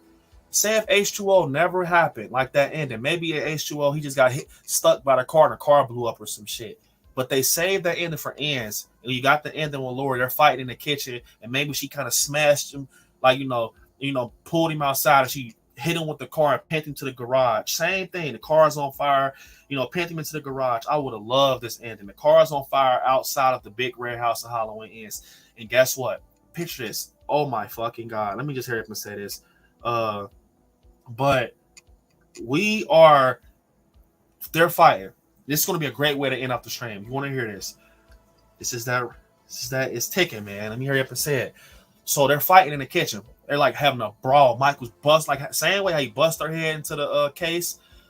Bro, they're fighting, bro. They're throwing each other over the tables. She's slicing them. He's ducking slices and shit. They're pushing each other. The door, Allison starts jumping in on Michael. They're jumping him and all that shit down the stairs. And the word gets out that it's going down at Lori's house. The word gets out is going down at fucking Laurie Strode's house. You got Julian, the same way the procession was. Follow me, guys. This shit gives me chills thinking about it. The same way the procession was. You got the crowds coming right in front of Laurie's house. And I was just there. The streets are big enough. You got them lined up on the sidewalks. Julian, everybody, Sandra. They're watching Allison and Laurie fucking battle Michael. Did the whole Haddonfield. They're watching. They're hitting them and shit, stabbing them. And then some people are trying to even get in on it. But me knowing Laurie, she probably telling like, back up, back up. She's so dedicated to fucking killing him. Back the fuck up. I can see Laurie doing that. Back up. Watch out. It's over with. And she gets the car. Michael's probably standing up. He's fucking injured. It's like dangling or whatever. She pins his ass to the garage or probably the house. Fuck it. Crash into the house, bro. Crash him into the house. Like H2O. On some Halloween 4 shit. Push the car. Pin him to the house. This would have been a crazy ending. Imagine also, oh my fucking God, this would have been so fucking Blumhouse. Sign me, bro. Sign me. Look, say if they never tore the Myers house down. Say if they never tore the Myers house down to Halloween Kills, right? Halloween Ends. Say if they would have never tore the Myers house down to Halloween Ends.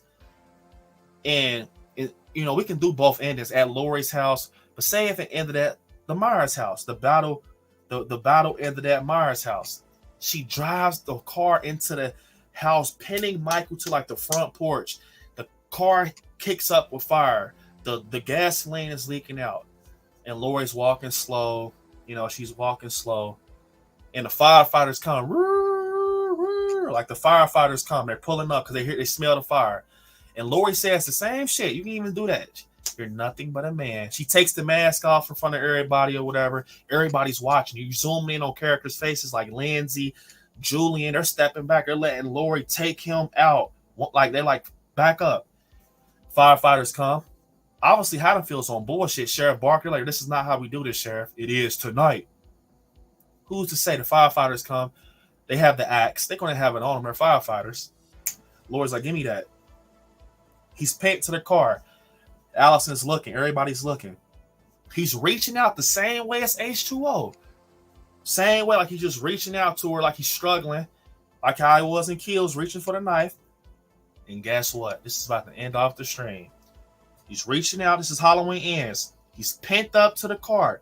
He's pent to the car. Remember I told you the house, Michael's pent into the fucking house, the Myers house, bro. I'm going to go with the Myers house version, but we can still do the Laurie version, but I think it'll be more sentimental if he's pent to the Myers house, because guess what? They're both going out together, the Myers house and Michael. So if the car's on fire, it's going to set the house on fire. So the house is starting to begin, to go up in flames. And guess what? As soon as he reaches out, batter up, motherfucker. She just takes his head off, and that shit rolls out. He's dead. He's just laid out on a fucking car, head off. If they would have did that in the theaters, first off, I would have been fucked, because that's a brutal ending. It's definitive. I would have fucking went crazy, bro. And then the house is burning, kind of crashing down. And then, the whole Haddonfield is watching the house go down. And I just feel like that would have been a great... See, wait till Halloween Lives come out. Y'all here, we're going to do that, all right? I ain't got no, you know, I'm not about to be blowing houses and shit up, but I'm just saying, Halloween, and that would have been crazy, you know? Say if H2O, that ending wasn't canon or nothing like that, bro, that would have been crazy.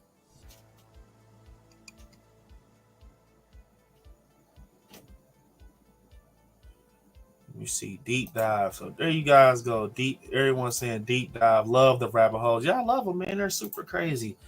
We're not supposed to know why he's hard to kill, precisely why Carpenter isn't too fond of the earlier sequels. I mean, yeah, that is true. You don't want to dive into the explanation of Michael, because then that's when shit gets kind of like obvious. Man, I love this rabbit hole. Yeah, you gotta think. You gotta think, bro. Some shit you got. Look, this is tonight. I guarantee you guys are gonna sleep tonight and think about this shit to the morning. Watch, you're gonna sleep tonight and think about this shit to the morning. Let me see. According to Ron Campbell, he got the call to portray Corey before Kills came out. In my opinion, it's always was the plan.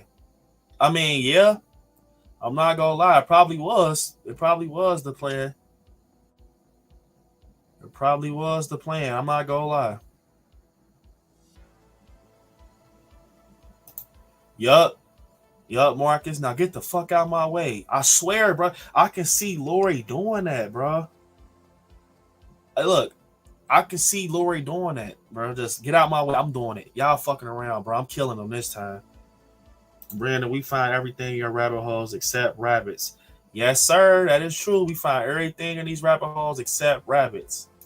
For sure. So, you guys, unfortunately, this has to be the end of the stream. We've been going for 3 hours, which is fucking buku crazy. Haven't did a 3-hour stream in a long time, but this was a great talk. I couldn't cheat you guys out of this good talk. But we covered some underrated characters. I'm gonna do some more underrated. We gotta do a part 2 because I didn't get the area 1. We still got other ones I don't even want to tell you guys underrated, but we covered a lot. Freddie Harris, Tina. We didn't. Did we do Tina? We didn't even do Tina. We didn't even get to. I had Tina on the list. I'm gonna let you guys know Tina was on the list, but we had a lot of people we covered. Tommy. We're gonna have to do a part 2 of this, man. This was just too good of a stream. Once that ends kicked up, we just derailed. But these are the best rabbit holes. This shit was just great. I couldn't even get off. Like, I swear, I just couldn't. I couldn't get my ass out the seat because I'm like, this is good, bro. This is just good talk. Everyone in the chat, you guys killed it tonight. Stay in your opinions. I love these type of streams. They're always fun. This is what keeps Halloween alive. And that's why I call my film Halloween Lives, because, you know, people's over Halloween, you know, that shit good. Halloween lives, motherfucker. Halloween lives. It's go forever, bro. Michael's going to be here forever. So, but yeah, smash that like button, guys. This is so fun, man. Seriously, I love you guys. This has been nothing but just great. Just great. Shout out to Million, man. I love talking to my guy Million. My guy Million, man. You got to, like, because I just love talking Halloween, bro. You know Million, DJ, Brooke, all y'all, like everyone in the chat, man. These rabbit holes are amazing. I love them. I love these so much. And Brooke said, good night, everyone. Great stream. Be love all the rabbit holes and look forward to the next one. Definitely. We gotta do that deep dive. We want to do the deep dive for sure. Gotta love Brooke. Have a great rest of your night, Brooke. And we'll see you in the next one. You guys, after party over at Discord. You know, I mean, some of us probably are tired, but I'm just saying Discord. Mario said, good night, everyone. Definitely good night, Mario. The poll, please don't leave me, God, no. I'll see you later on Discord. Be definitely Million. I appreciate you rocking out with us, man. And gotta love my guy Million, man, for sure. Gotta love him, man. But yeah, you guys, I love you all. Smash that like button on your way out. But unfortunately, this is the end of the stream. And I will see you guys next Tuesday for an amazing stream, you know. And it's gonna be fun. Got the Halloween Lives poster. Actually, well, the promotional poster dropping on Tuesday. It's going to be cool to kind of talk some more about some Halloween over there. But yeah, I want you all to watch some horror movies. Stay scary out there. I love you all. Peace. Till next time, guys.